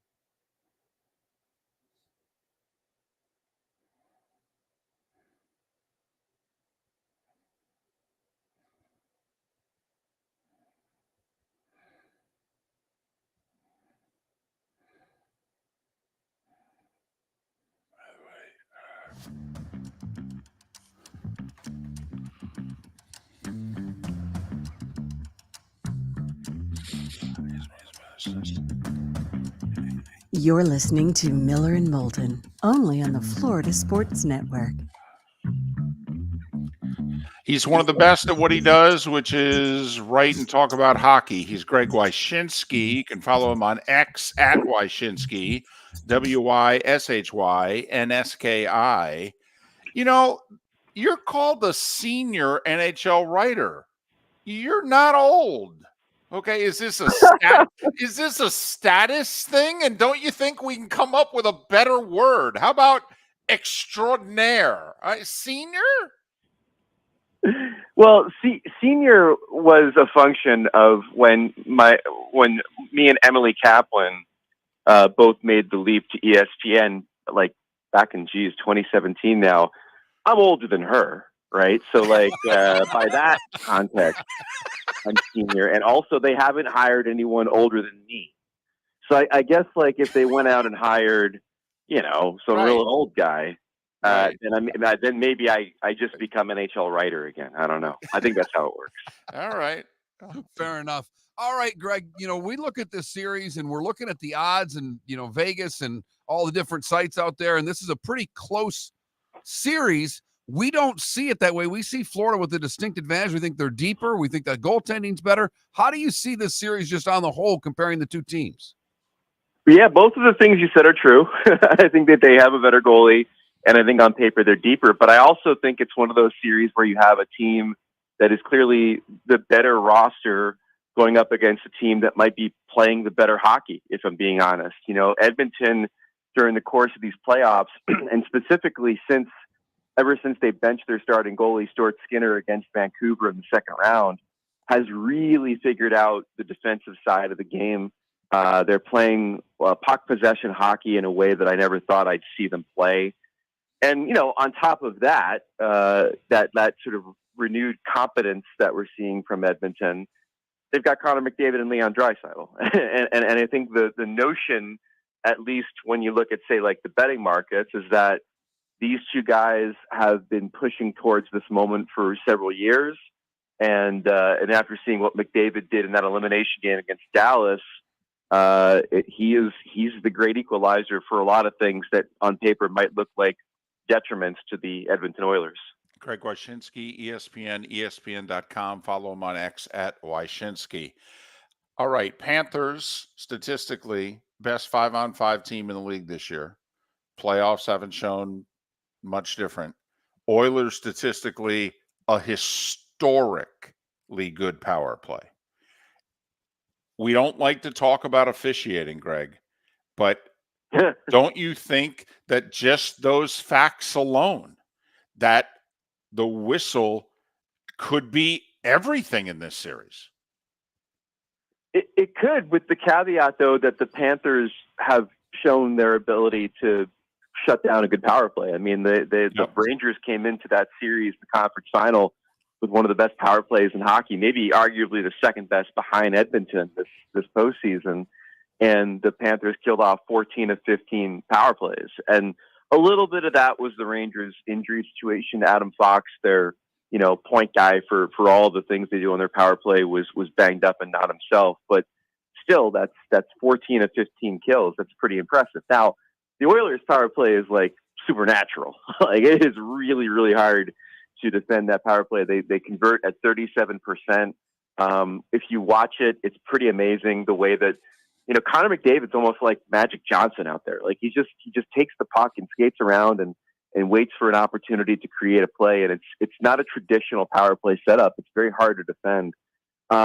Now, the thing about staying out of the box, though, is going to be really interesting because the Panthers certainly like to play physical. I think they're going to want to put their stamp physically on the series and rough up the Oilers a little bit in a way that Dallas certainly did not in the conference final open the West. And they've done a pretty good job of balancing that physicality with taking penalties. But they still take a decent number of penalties in the postseason per game. So that's the balance they're going to have to strike, is like how far do you push the limits to try to get these guys on Edmonton off their game without handing the best power play on the planet a chance to try to convert. Well, that leads to another question, Greg, because you're right. Dallas didn't do a lot physically against Edmonton. Will Florida be able to? They've been able to against the Rangers. They were able to against Boston and Tampa. But the way Edmonton skates, particularly that top line, will Florida be able to play that same physical style against Edmonton? I think so. They have a huge lead in the postseason when it comes to hits delivered, which is significant because Florida has the puck a lot. And usually when you see a team that has a lot of hits, it means they're chasing the play. But Florida manages to not only bludgeon their opponents, but also, have the puck most times. So they're just inherently a physical team. It's in their DNA. They don't know how to play any other way. And so, it's part of the reason why they're so adept defensively. And, that defense overall, by the way, is another reason why I think people are favoring the Panthers in the series. I was at Rangers breakdown day earlier this week, and all those guys are just raving about the taking away of time and space that the Panthers did, to the point where Mika Zibanejad even kind of indicated that the Panthers are so good defensively that it makes you play more conservatively offensively. It changes your mindset. It makes you less bold because you don't want to make mistakes against these guys because they'll turn it the other way and score. So, the physicality is part of that. The tight checking is part of that. And it's going to be an inherent, part of the Panthers winning the series if they actually do. Is Barkov like this era's Fedorov? Remember, Sergei could have been, 40, 50 goal scorer guy, but a lot of times on those great wings teams, they would say to him, go check the other great centerman. And he'd go, got it. Okay. And then, oh, by the way, on the counter, put pressure on that player defensively because he was so skilled offensively. I mean, Barkov's maybe one of the 5 best players in the game, isn't he? Well, I'll have to check his dating history to see how much of a he is. Because Fedorov was a bit of a rock star off the ice. Yes, he was. But no, I think the proxy for Barkov is Patrice Bergeron. I think people see him kind of inheriting the mantle from Bergeron as being a guy who, can be accomplished offensively, but absolutely dominant defensively. And, he was the reason Zibanejad was held scoreless in 5 of the 6 games that they played against the Rangers. He's been just a beast out there. He's one of those players in the league that, frankly, I think is worth the price of admission because you might not always appreciate everything that Barkov does if you just watch the game on television. He's such a big body. He commands such attention in the offensive zone. And then defensively, he's just kind of flawless. I mean, there's a reason why he is, going to be now probably a perennial winner of the Selke Trophy for the NHL's top defensive forward. So I think, the matchup between him and McDavid should it happen. And I imagine it will happen when the games are in Florida because that's going to be the matchup that Paul Maurice is probably going to chase going to be a real key to the series. Is his ability to try to like take out or slow down McDavid offensively, and if that happens, obviously it's going to really be advantageous to the Panthers. How much has Paul Maurice changed, or has he? Because now I've been around him going back when he was with Carolina, always been a really nice guy, but you have to evolve as a coach. What's he done differently in the last couple of years, or has he done something differently? From the talk of, first of all, it's kind of amazing to think that we have a coach in this series that, got his career start with the Hartford Whalers. Like, that's how long Maurice has been around. It's nuts. He started very young, obviously, when he was the Whalers coach, but he's seen a thing or two in his years. And I think that's led him to this point where, according to the Panthers players, like, he's a guy that manages to strike that balance between accountability and commitment and dedication to your craft, while also maybe having a little bit of fun, and the things that we see in those press conferences. And I was a target of the Paul Maurice wit in the Boston series a little bit. I think it's probably what they see behind the scenes too. He just manages to keep the culture where it needs to be for this team, which does have a lot of characters in that locker room, while also instilling the kind of responsibility and commitment that you need to win. And oh, by the way, the other big change for this Panthers team year over year is last year, Sergei Bobrovsky would frequently have to put on the Superman cape and, stop 40 shots in a game. Well, they've gotten so much better defensively year over year that Bobrovsky's biggest task now is staying locked in and focused in games where he's only facing 20 shots. And that's a lot on Paul Maurice and the way that he's tweaked their system. Yeah, it is ironic. Maurice coached the Hartford Whalers. Chris Knobloch at the beginning of the season was coaching the Hartford Wolfpack. Yeah, So, exactly. so two Hartford coaches in this series. Hey, you tweeted out, if you will, or I guess now they call it you posted right before we called you. So Amazon's doing a Drive to Survive type NHL show? They are, yeah. The producers from Drive to Survive are doing a show on Amazon.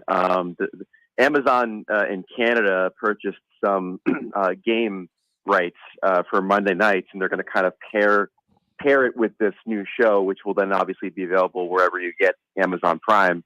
And it's going to, follow a collection of NHL players on and off the ice. It's going to be David. It's going to be Pasternak and Swayman from the Bruins. It's going to be Jack Eichel. It's going to be a number of these guys. And we'll see what that treatment does. Clearly, I'll say this, having consumed a lot of NHL media through my years, the further away you get from an NHL produced product, the better and more candid it is. The first couple of seasons of HBO's 24/7 that they did on the NHL were some of the best stuff I've ever seen as far as coverage of this sport, and gave us, memes and gave us like insight to Sidney Crosby's life that we never had. So I love the fact that this is being done kind of a little bit more independent. The NHL is obviously still involved, but it feels like they're going to let these Drive to Survive guys do whatever they want a little bit more. And I think that's going to lend itself to it being a much more candid and interesting show.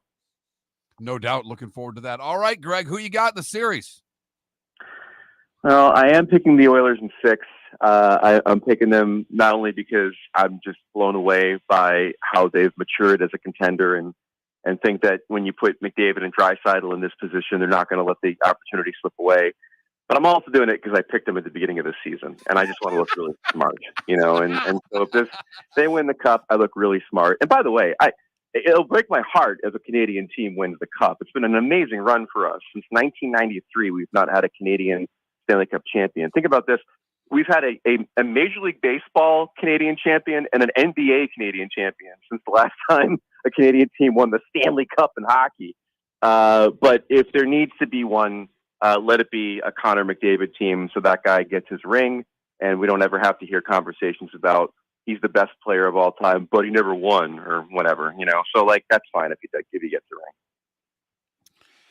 Wow. We both, our mouths went agape. And maybe it's because we're in Florida and we have seen so much of the Panthers, but Greg, I got to be honest. I think this would be the worst team to win the cup since the 06 Carolina team. I see this as a two-line team with like 3 defense. I think there's like 10 guys. I think it's like 10 against 20. I really do. I think this would be a remarkable upset. I don't think you're being fair to them. I mean, Okay, I think they've got some stuff beyond McDavid and Draisaitl. Like Nugent Hopkins is good. Evan Bouchard, I think, has become in the conversation with guys like Cale Makar and Quinn Hughes for being one of the best young defensemen in the league. Yeah, the goalie is very much in that Chris Osgood, just don't lose us the series, buddy mode, right? Like he's not as good as most of the goalies in these playoffs. But I think that the sum of their parts is greater than what they look like they might add up to. And again, like it's hard to really compare this team to say Carolina in 06. Carolina 06 didn't have 2 of maybe the top 3 best players in the world. I mean, and that's the thing about why I picked Edmonton before the season. It's like when you get, Crosby and Malkin or Lemieux and Yager like on the same team, eventually they win. Like eventually they get the right supporting cast, they play the right way, and eventually they win their title. And I kind of feel like it's Connor and Leon's time. But I mean, again, like the Panthers are clearly better on paper. I just think that you're shortchanging the oil a little bit. I definitely am. Senior NHL writer in name only, because he's a young guy. He's Greg Wyshynski. Follow him on X at Wyshynski. Greg, thanks for making time for us. Continued success. We're big fans. Hopefully we can talk again soon. I appreciate that. And maybe I'm having a senior moment with the who's to say? Who's to say if that's the case? Thanks, Greg. Greg Wyshynski. Follow him at Wyshynski. So he gets to either be brilliant because he picked Edmonton at the beginning of the year, or he gets to go, oh, I guess it was a senior moment. All right, let's talk a little football, shall we? Jags just wrapped up OTAs. JP Shadrick covers them. He's next. Hello, friends and family of Southwest Florida. Are you looking to tap into the electric vehicle market? Well, look no further because we here at Southwest Florida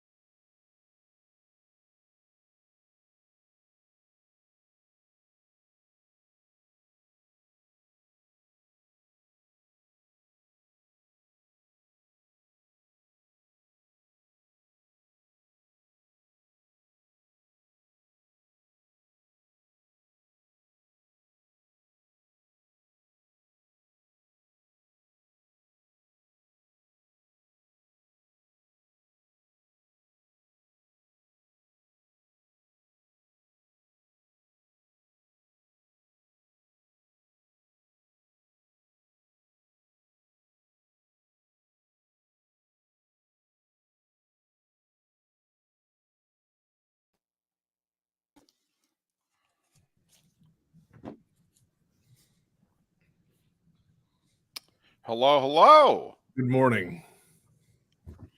Greetings and salutations. How are you?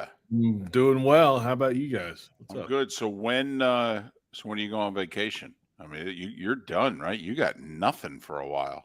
We got one more week. We got mandatory mini camp is next week. Monday, Tuesday. And then we've got some work here in the office Wednesday, Thursday. And then Friday it begins. You gone, aren't you? Yeah. Where you going? I got a few things going on, but yeah, it's going to be good. I got a big run with Dad at some point this summer to kind of do a big road trip. So it'll be good. Oh, cool. Yep, that'd be good. What about you guys? What's up? Nothing. We lost our producer, so Mark's doing double duty. Wow. Yeah. Wow. He's excited. That'll look good on the resume. Yeah. It should. If there's a fledgling show out there that's in search of a producer, I might be able to pull it off. I'm kidding, of course. So I'm serious.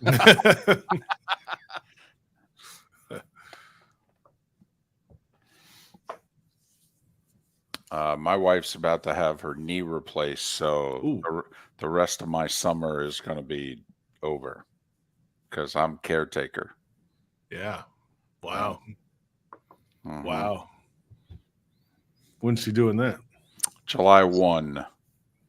Okay, you got about a month. She needed it months ago. It's been quite an arduous thing going on here. But it's funny though. Not funny, but it's I mean, those are almost outpatients now. Well, they try to make them that way. I mean, she's going to get one overnight. Okay. She is. That's what we're led to believe. She's going to get one night. I mean, they get them up and moving fast. Yeah. There isn't much that gives you an overnight in the hospital anymore. Yeah. I know. Even pregnancy, but she's had 3 hip replacements. Okay. And within 6 to 10 hours, they got you with the walker going, come on, let's walk down the hall. I'm sorry, what?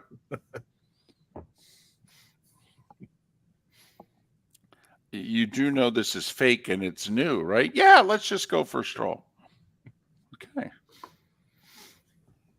So have a mini, my wife's side of the family, little Thursday through Sunday thing coming up in a couple of weeks. So we'll jam that in. Everybody at the 3 and 2-year-old run around. We kick them back into play. And, yep. Very nice. Love that. You got any Westwood One schedule yet? Any idea? No idea yet. No.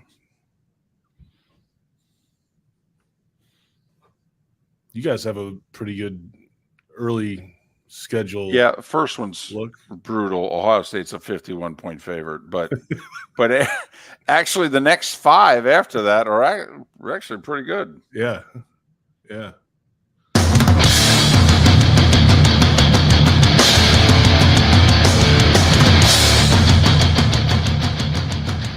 You are listening to Miller and Moulton, exclusively on the Florida Sports Network. And now, here's Mark Miller and David Moulton. The tremendous guest list continues on this first Thursday of June on the 80th anniversary of D-Day. That is just remarkable to say. JP Shadrick is kind enough to join us. He does play-by-play of college and pro football for Westwood One. He does play-by-play of golf for PGA Tour Live, and he covers the Jags for a living, part of their radio network and their organization. Follow him on X at JP Shadrick. How you been? I'm well. Nice to be back with you guys again. It's almost summertime. We have about a week left of the off-season program for the Jaguars, and we only get to see one OTA practice a week, and it's the first one. So our last one was Monday. And then I think we'll be out there for mandatory minicamp Monday, Tuesday next week. But who knows who's going to actually be out there. Doug Peterson has a tendency to tell the vets to go beat it when they've showed up for the offseason program. So it's winding down. Let's put it that way. Are these off-season programs necessary in their current form? I think there are some things you can get out of them, yes. Now, I'll say this. The Jaguars' practices are in hats. They're not even wearing helmets. So the on-field stuff, I think, personally, I take it with a little bit of a grain of salt because, okay, there's no contact anyway, helmets or no helmets. And then you really ramp down the intensity when the helmets aren't on. And you can't go contest balls in the air as a defender or any of that stuff. It's like, what is this? Is this real? From the Jaguars' perspective, they have a whole new defense, new defensive coordinator. Half the defense is new, a lot of new coaching staff. I mean, this is a good time of year to get in the classroom and figure out what they really want to be and what the terminology will be and everything that goes with that.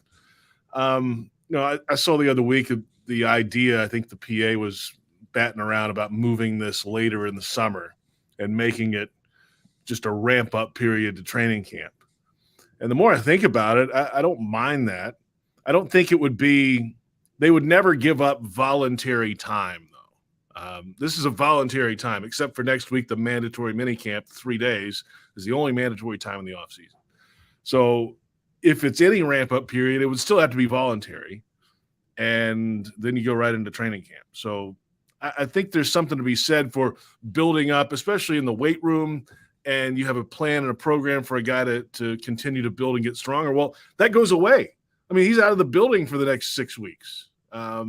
What's he really doing? You don't have your hands on those guys. All right, help us out with the plan. Is the plan that, like, if you don't make the playoffs, then there's nothing until late June? Is this like being a teacher and you've got the summer off? Or because we're hearing some resistance to what the NFLPA from players who, like, I guess rookies have said, or guys who are now been in the league a while going, if we went to the system you want, I don't know if I make the roster as a rookie. I would have been at a disadvantage. And so what is it actually? Are they like, is it nothing until late June? And then we've got 2-3 weeks of OTAs and then training camp? What are they proposing? I mean, that's kind of the way I read it, right? I mean, because there wouldn't be much of anything else because it starts mid-April. Phase 1 begins right now. Right. Where it's strength and conditioning only. And that's for 2 weeks or so. And then phase 2, you're on the field, but there's no 11 on 11. And then phase 3 comes in with OTAs. And there's 4 weeks of that with the mini camp as the 4th week. So I think that would have to be condensed a little if you're going to put it right up against the preseason and the training camp and all that, because that just turns into you're 2 months before you even touch the field, and you're on the field every day and all that stuff. I think it would be one of those. Remember, right after COVID, it was like the long ramp up before training camp. They extended camp and they had this longer ramp up period. That's what I think the spirit of this would be. Now, and going back to your question originally, what would the rest of the offseason look like? Well, guess what? I mean, the Super Bowl is going to go deeper, right? If they expand the schedule at some probably point. Going to get an 18th week, so the season could go 1 to 2 weeks deeper, right? And then all of a sudden, it's the combine. Do you move the combine back because of that? Because right now it's like 2 weeks after the Super Bowl already. So does this adjust some of the offseason pre-draft buildup? Do you move the combine back a week or two? Because then, in the buildings, you can focus on the draft itself and not have players in the building at the same time. Okay, so the draft, there's a lot more focus on that. And then when you get the players back in, it's go time in late June, I guess they're proposing. Well, I would think if they push this through, I do think this definitely affects the rookies negatively. I mean, there's no doubt that this would hurt the rookies. I would almost think that, because don't the teams love getting the rookies in right after they draft them for that? I mean, that essential early part, that seems to be a big part of rookie development, isn't it? Well, that's one thing I would argue. Like, yeah, you kind of want these guys around. There's got to be a rookie program of some sort pretty quick. And that might have to be part of the the solution of this thing, because you don't want them just sitting around all summer without your hands on them and in your program, and all of a sudden they show up late June, and they've been out of it for 2 months. That's the challenge too. I think there's a medium there somewhere, but who knows if they even change it. I mean, it was just a proposal. I mean, this got to go through 17 million layers of voting to get approved. So he's JP Shadrick, Westwood One play-by-play of college and pro football, Jags pre and post game. Follow him on X at JP Shadrick. All right, we asked this question with the Dolphins. Now I think we can ask this question with the Jags. Is the offensive line good enough? Because you take a look at analytics, statistically, what have you, last year, it wasn't good enough. And a lot of the same guys are back, right? A lot of the same guys are back.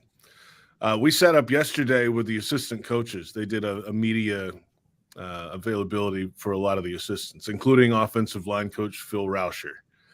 And there was a discussion at one point. It's kind of a round table setting. There's 3, 4, 5 of us around and kind of rotating coaches, right? And the way he was thinking about 3rd and 1 last year and their failures in short yardage, you could see it in his face still, that he's just like, we can't, it's 3 feet, guys. That was one of his quotes. Like, it's 3. We have to be better at 3rd. If we're going to be an offense and an offensive line in the NFL, you've got to get that yard. And they weren't able to do that consistently. They have changed the center. Mitch Morris, they brought in a veteran guy, 10-year player. Okay, that's fine. Grown man strength, all that stuff. Brandon Sheriff is a 10th-year player at right guard who's back. Ezra Cleveland got, I think, 1 game with the team after he joined last year, so they didn't really get to see the full allotment of what he could offer, especially at that left guard spot. Cam Robinson is back at left tackle, and Anton Harrison is at right tackle. That basically is the start. Everybody's competing. Yeah. Those are the starting 5, in my opinion. So they changed basically 1 guy, if you count the left guard, 2. We'll find out. I mean, this is what this training camp is going to be all about. The physicality of this line should be – the quarterback will be the top storyline because of the contract negotiations and all that. That always will be number 1. But that offensive line, he can't do anything if he doesn't have time to do it. And they can't run the ball in short yardage. So did they do enough? We'll find out. They feel like they've got depth at the tackle spot. Walker Little's there. They drafted another one in Foster. Because the Walker Little and Cam Robinson's contracts are up after this year. Okay, do they have depth in the interior? Well, they've got Fortner at center, who started all last year if he needs to go in a pinch, or maybe he comes out and plays well in training camp and earns some kind of spot somewhere. I think this will be a really, really intense competition, and the microscope's on these guys. There's no doubt about that. Did they do enough? I don't know yet. I could argue no, because they just brought in a couple guys and a rookie deeper round tackle. But they did something. They certainly brought in some veteran presence, and it wasn't nothing. It's not like they sat on their hands. How long is the Trevor negotiations going to go on? Is something going to get done before the season? And if you were paying him, what's the number you'd give him? Or are you not going to? Is that what you can't say? Oh, I mean, if I were paying him, I mean, or do we have like unlimited funds? Like, is there a salary cap? What are the salary rules? cap? I mean, you know what the rules are. I mean, I think there is a really good chance this gets done before training camp. I also think if it's not done before training camp, they wait until 2025. I think that's kind of the borderline for this thing. Trent Baalke doesn't like to do stuff during the season. Once football things get going, the focus, that's really in his history. He hasn't really done a lot of that stuff. Didn't do Josh Allen in the season, right? He could have done it. Nope. We're playing football. We'll see you in January or February, whenever we're done playing football. And then they got the deal done. So I think if it's going to get done, it's got to get done before training camp begins. So that's late July. You got about a month and a half. Negotiations, by all accounts, are amicable, and I don't know how far off they are. I mean, but you're talking in the mid-50s a year. I mean, to even play, and is what I would think if I had to answer what I would pay him. Is it a longer-term deal? Is this the Patrick Mahomes deal? I don't know about that, but he had signed a 10-year deal, but he also had won a Super Bowl before that, right? Trevor Lawrence is 2 9-win seasons and a 1 playoff win, but you're paying him for what he's going to do the next 5-6 years. That's what you're paying this guy for. There's a commitment to him here. He is the franchise guy. I think he probably has the leverage because they've said how bad they want him around here, and that's fine. So it's got to be at least in the mid-50s. I think he's right there at the top of the marketplace, close to it. I don't think he'll get the very top money, but he's going to get something. And but I think that training camp start is the big deadline. If they don't get it done by July 26th, I forget the actual date that they report. I think they might push this thing down the road a little bit. JP Shadrick is going to get some time off here soon, and then we'll be talking football late August, and he'll be going back to work. Pre and post with the Jags, college and pro football with Westwood One, the PGA Tour live stuff as well. JP, have a great summer, and we'll talk soon. See you guys. Thanks very much. Follow JP on X at JP Shadrick. JP Shadrick joining us here on Miller and Moulton. We'll react to the dollar figure that JP threw out there next. Located on the East Trail, locally owned Naples Tiki Bar and Grill is an outdoor eatery next to the Hitching Post Shopping Center. Island-inspired food with a true tiki theme. The best place in Naples.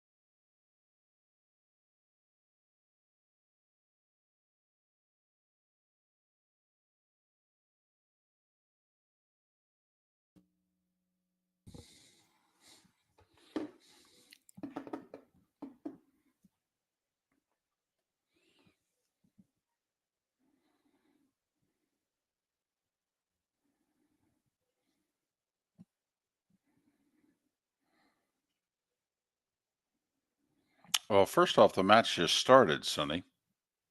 It was a 9 o'clock start to the match.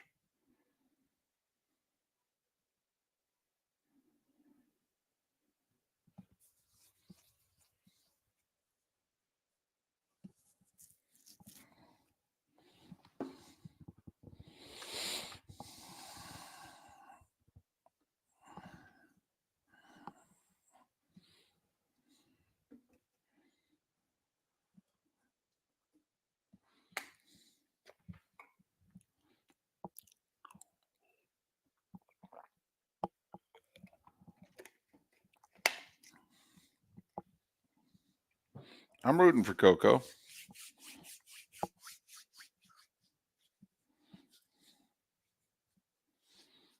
Not often that an American gets a chance at a French.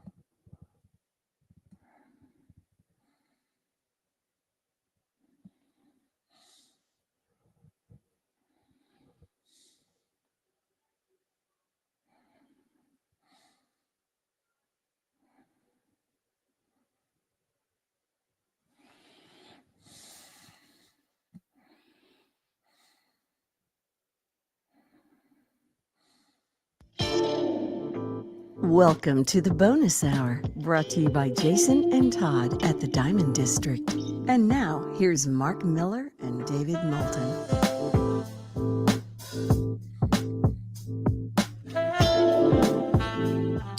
21 minutes past the hour. Good, bad, and ugly. What's on tap? Today was the day when. Some final thoughts, a pick or two. Game one of the NBA Finals, so we'll have a bet to place tonight at the very least. All coming up. All right. We just had JP Shadrick on. A lot of things we can talk about with JP. We focused in on his Jags assignment, part of the Jags radio network. He's talking the Trevor Lawrence negotiations. Let me just ask you this. You're a general manager who could pick from all 32 starting quarterbacks to have for the rest of this decade.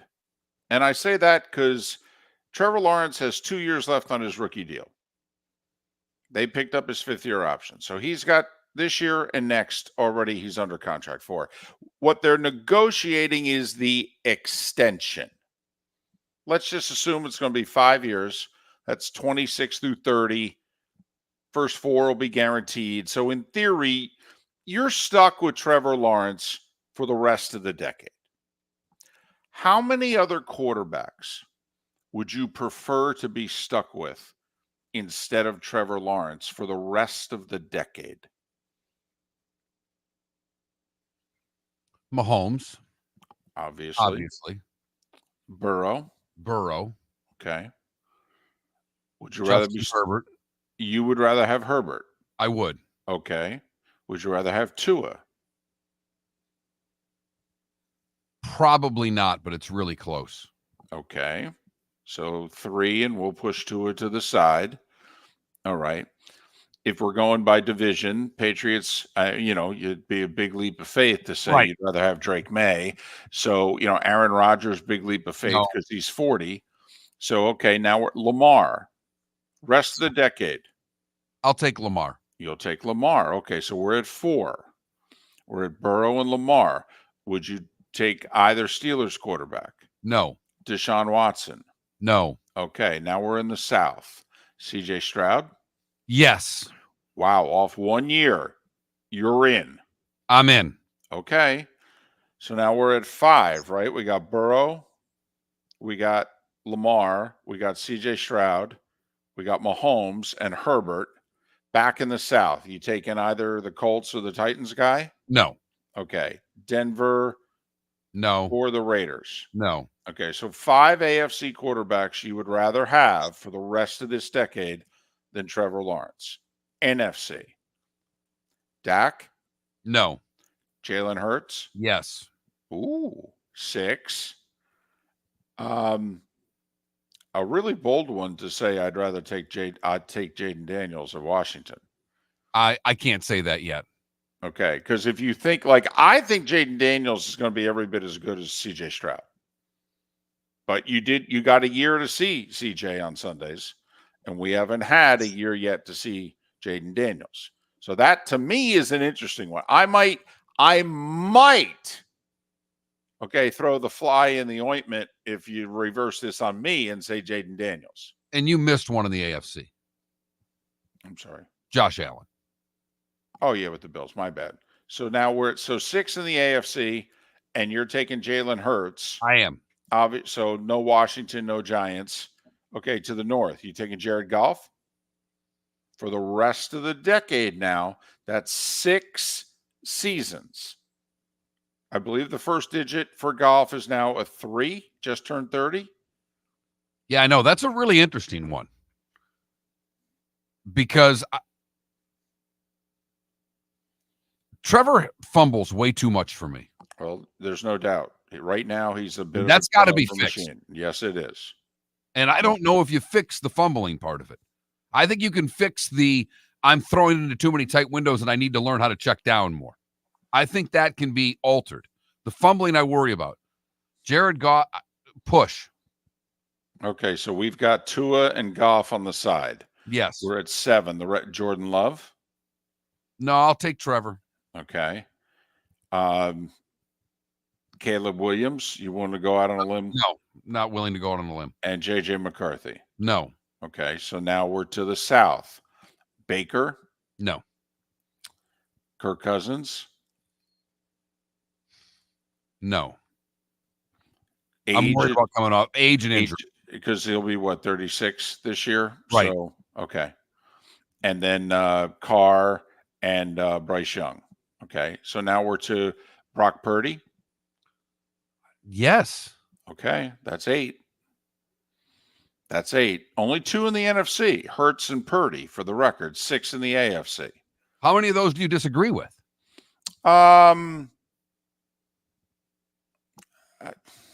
See, guys who have been better than Trevor so far, like Jalen Hurts has been a better quarterback than Trevor so far. The next 6 years, even though, once again, next 2 years, Jalen's going to have, 2 elite receivers and a top 6 tight end to throw to. But believe it or not, I would take Trevor Lawrence for 6 years over Jalen Hurts. Worried about that style and getting beat up over the 6 years. I can see that.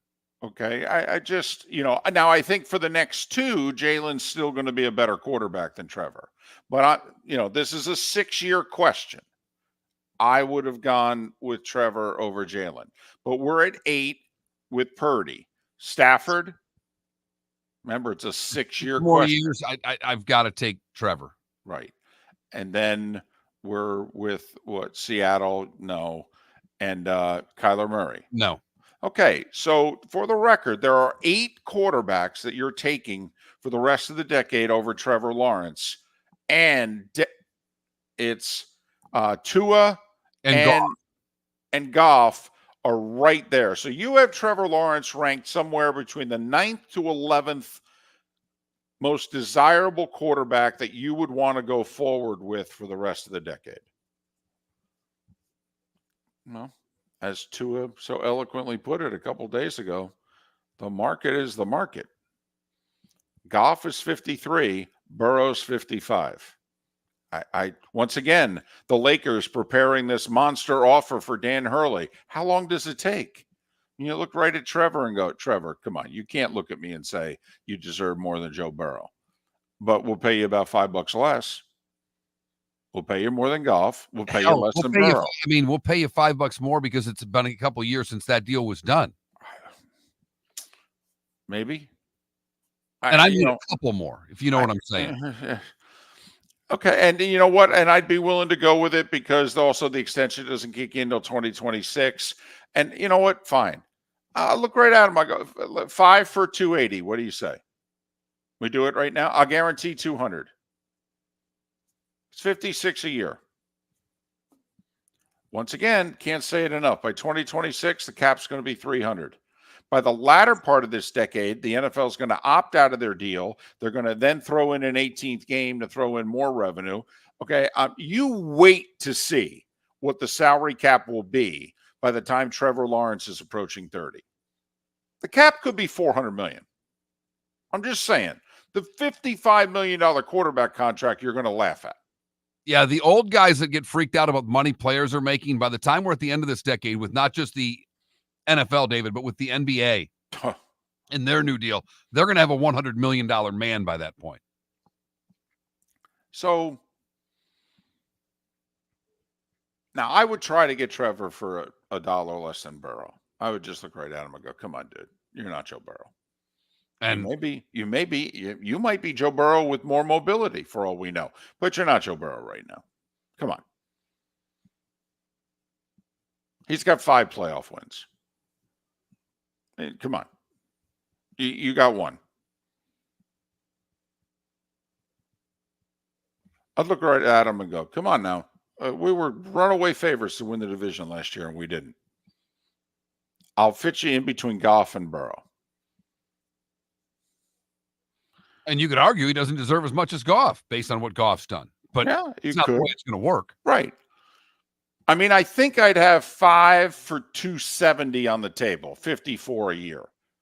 Guarantee like 2.25 of it. See if I can get him for that. Located on the East Trail, locally owned Naples Tiki Bar and Grill is an outdoor eatery next to the Hitching Post Shopping Center. Island-inspired food.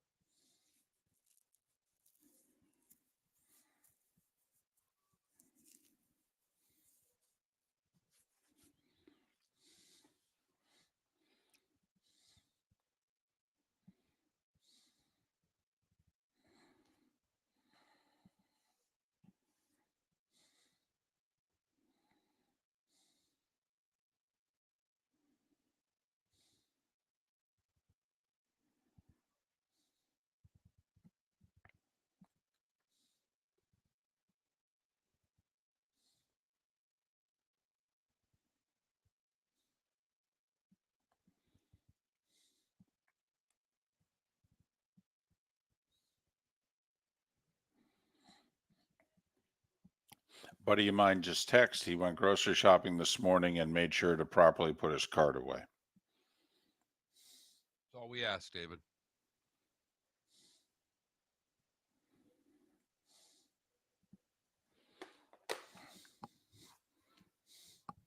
That was a hell of an exercise we just did. Could save that, by the way. That's a good call. What is today? 6/6. Might don't even know if you want to save the segment before it. And run them back to back again. Yeah.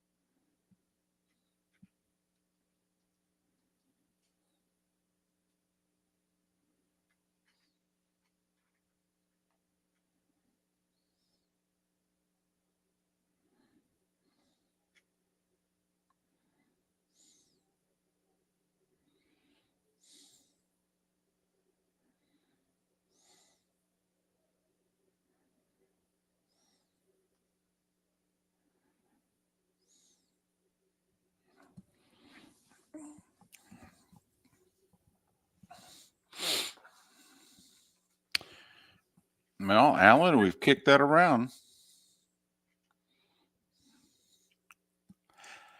I'll say this. I think the Jets get off to a good start. Their early season schedule's favorable.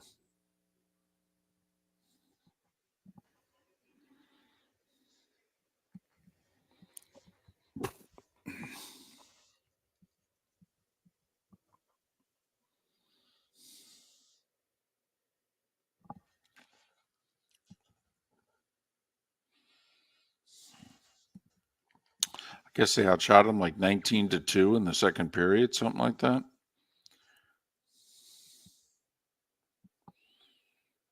Only scored a goal, scored 4 in the third.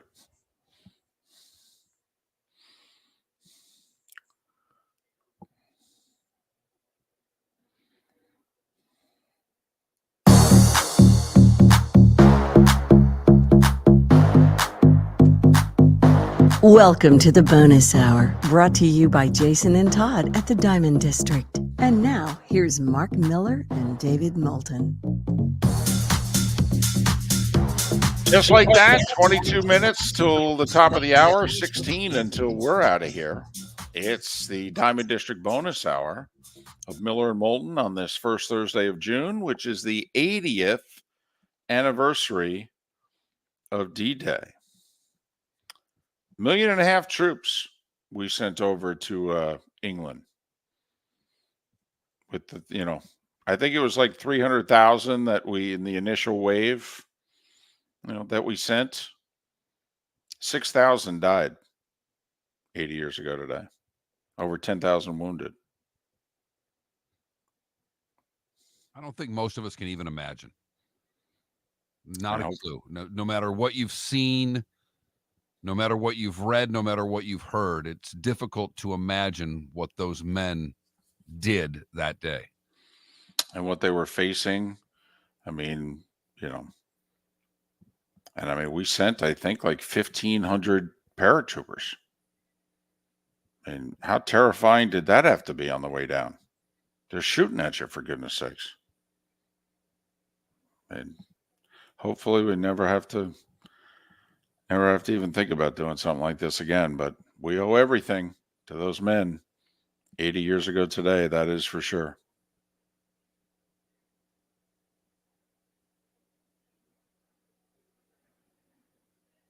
Well, what the hell? I was say, You had great form and everything. I'm hitting the button and it ain't working. No, it's not. What the hell?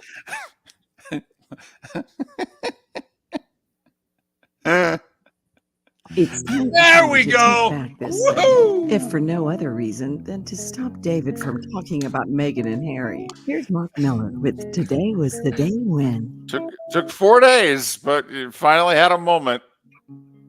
Yeah, but I didn't do anything wrong. That like I screwed up earlier today when I didn't have something turned on. Yeah, Mark, the 8-track. Okay, once again, you got to pound it on the side. It doesn't always work. 8-track, cassette, CD. What are we using? 1844 we start today. The YMCA was founded today. Song would be years later. Right. The Chrysler Corporation was founded today in 1925. The first drive-in movie theater opens today in 1933. And for a great portion of our audience, they have no idea what a drive-in movie theater even was. Used to love the drive-in. Loved the drive-in. Did you ever sneak into a drive-in? Like, did you ever put people in the trunk to get more people in the drive-in? Absolutely. Oh, yeah. In fact, people used to volunteer. They'd find it fun. We'd pull over like a quarter mile before the drive-in. People would get out of the back, get in the trunk. Okay. Oh, yeah. Obviously, today in 1944, we've been talking about it throughout the show. 80 years ago today, D-Day. Not much else we need to say at this point. 1946, David. Henry Morgan, Colonel Potter, was the first to take his shirt off on television. Really? Yeah. I thought you'd find that somewhat interesting. Can you call Harry Morgan a vixen? I mean, what do you call him? He was a hunk. There you go. RFK was shot yesterday. He would die today in 1968. Joe Namath retired today in 1969. Mm-hmm. Because he owned the stake in the nightclub, and the NFL said either ditch the club or retire. And for a very short time, he retired. Remember, it's 69. They've just won the Super Bowl 5 months earlier. It was kind of a big story. Today in 76, the Celtics beat the Suns in Game 6 to win the series 4-2. Sex and the City premiered today in 1998. The Pirates took Garrett Cole with the number one overall pick today in 2011. And David, do you know it was a year ago today that the PGA and LIV announced that they were going to merge?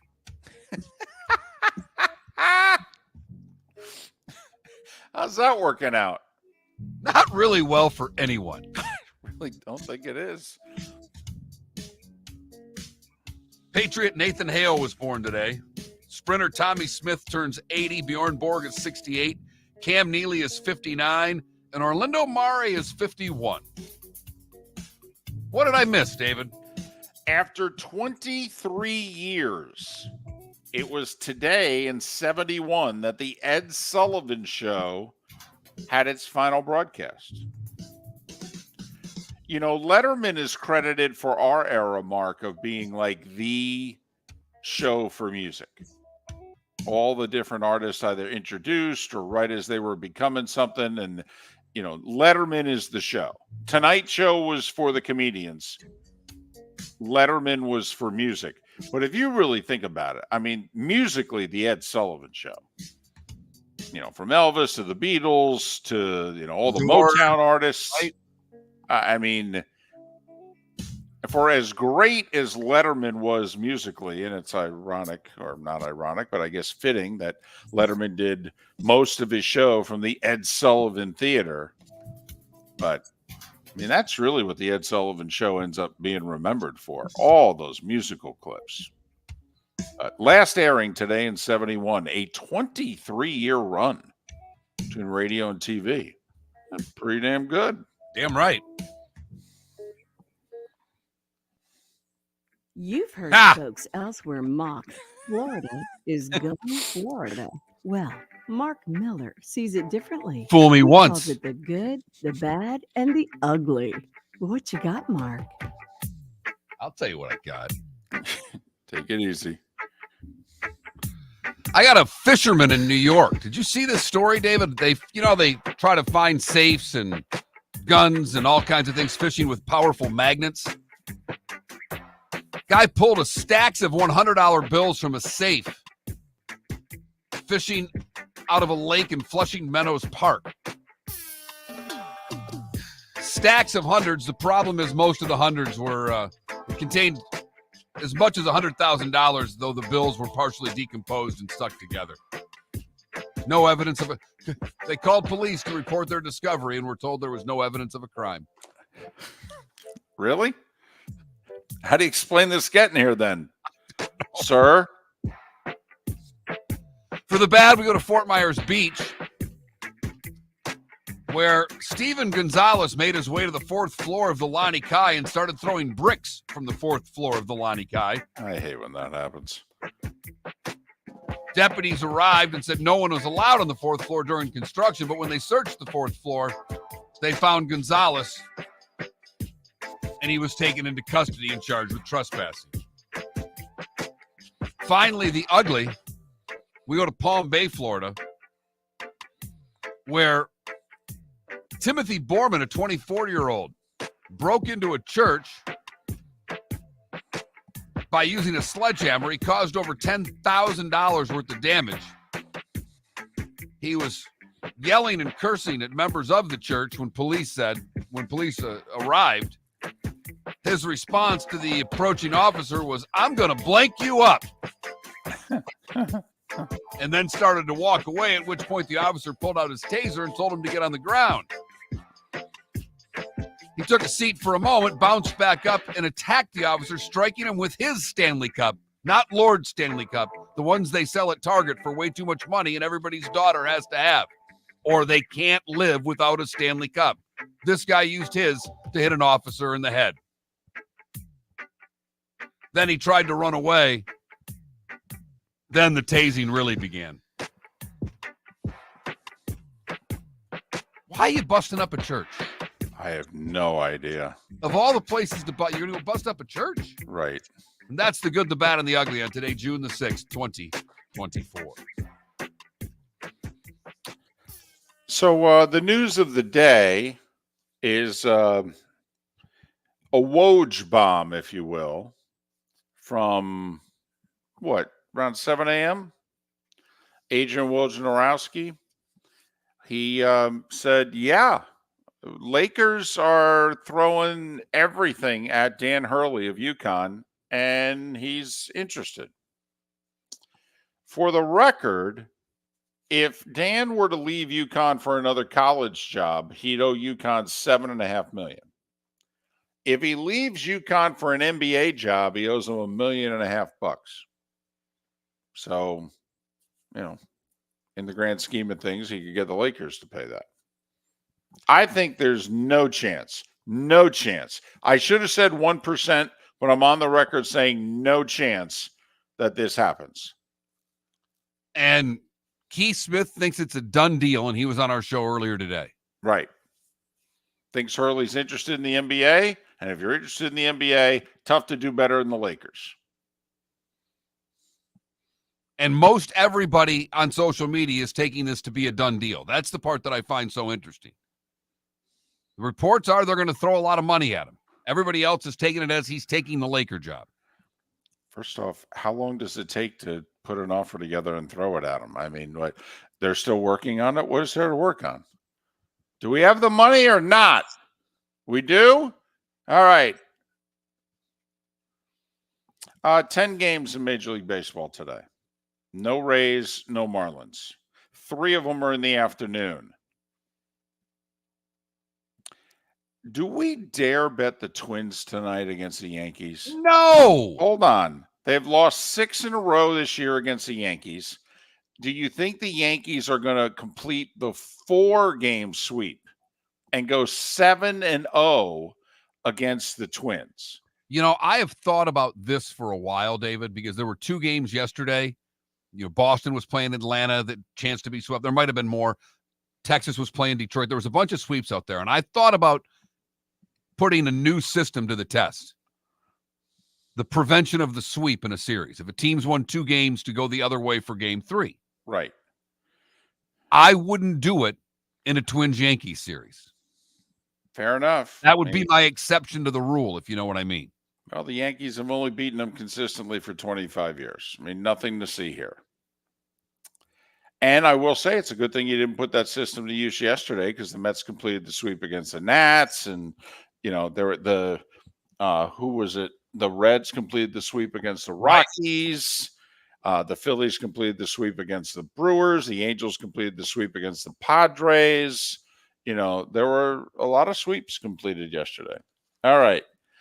If we're not going to put money on the Twins to finally beat the Yankees, when do you start betting on the White Sox, who have lost a franchise record 13 in a row? All right. They're home. They went from the north side to the south side. They're home for the Red Sox tonight. Big pitching matchup in favor of Boston. Tanner Houck, who's got an ERA sub-2. Okay. David, they do not win 1 of every 4 games. They've just lost, 13 they are in a row. 15 and 47. I understand. I do. This is like betting on Northwestern football in the 80s. Just when the streak gets to a certain point. They haven't won since May 21st, okay? May 21st. It's June 6th. It's baseball. They play damn near every day. Right. I'm just wondering, at what point do you start? They're nearly plus 200. No? Okay. Listen, I respect you. I haven't had 3 picks right in 3 months. So I'm listen. Well, it's not true, David.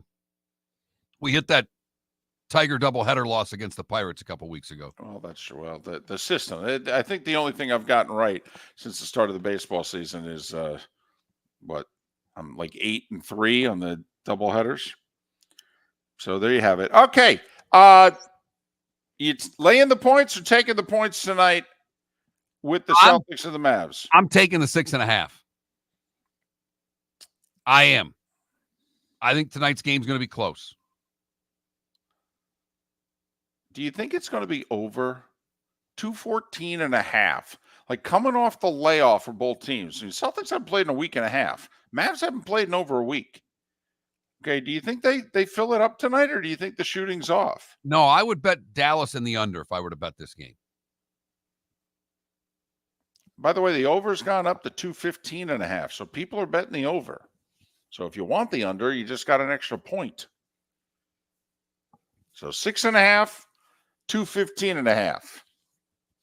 And the Mavs are basically 2-1. You can get, to win this. You can make some money on the Mavs if you think they're going to win the series. That's our poll question. Who do you think is going to win, Boston or Dallas? So far, more of you think the Mavs. Man, do you hate the Boston teams. Thanks for listening. Miller and Moulton. Hello, friends and family of Southwest Florida. Are you looking to tap into the electric vehicle market? Well, look no further, because we here at Southwest Florida Golf Carts have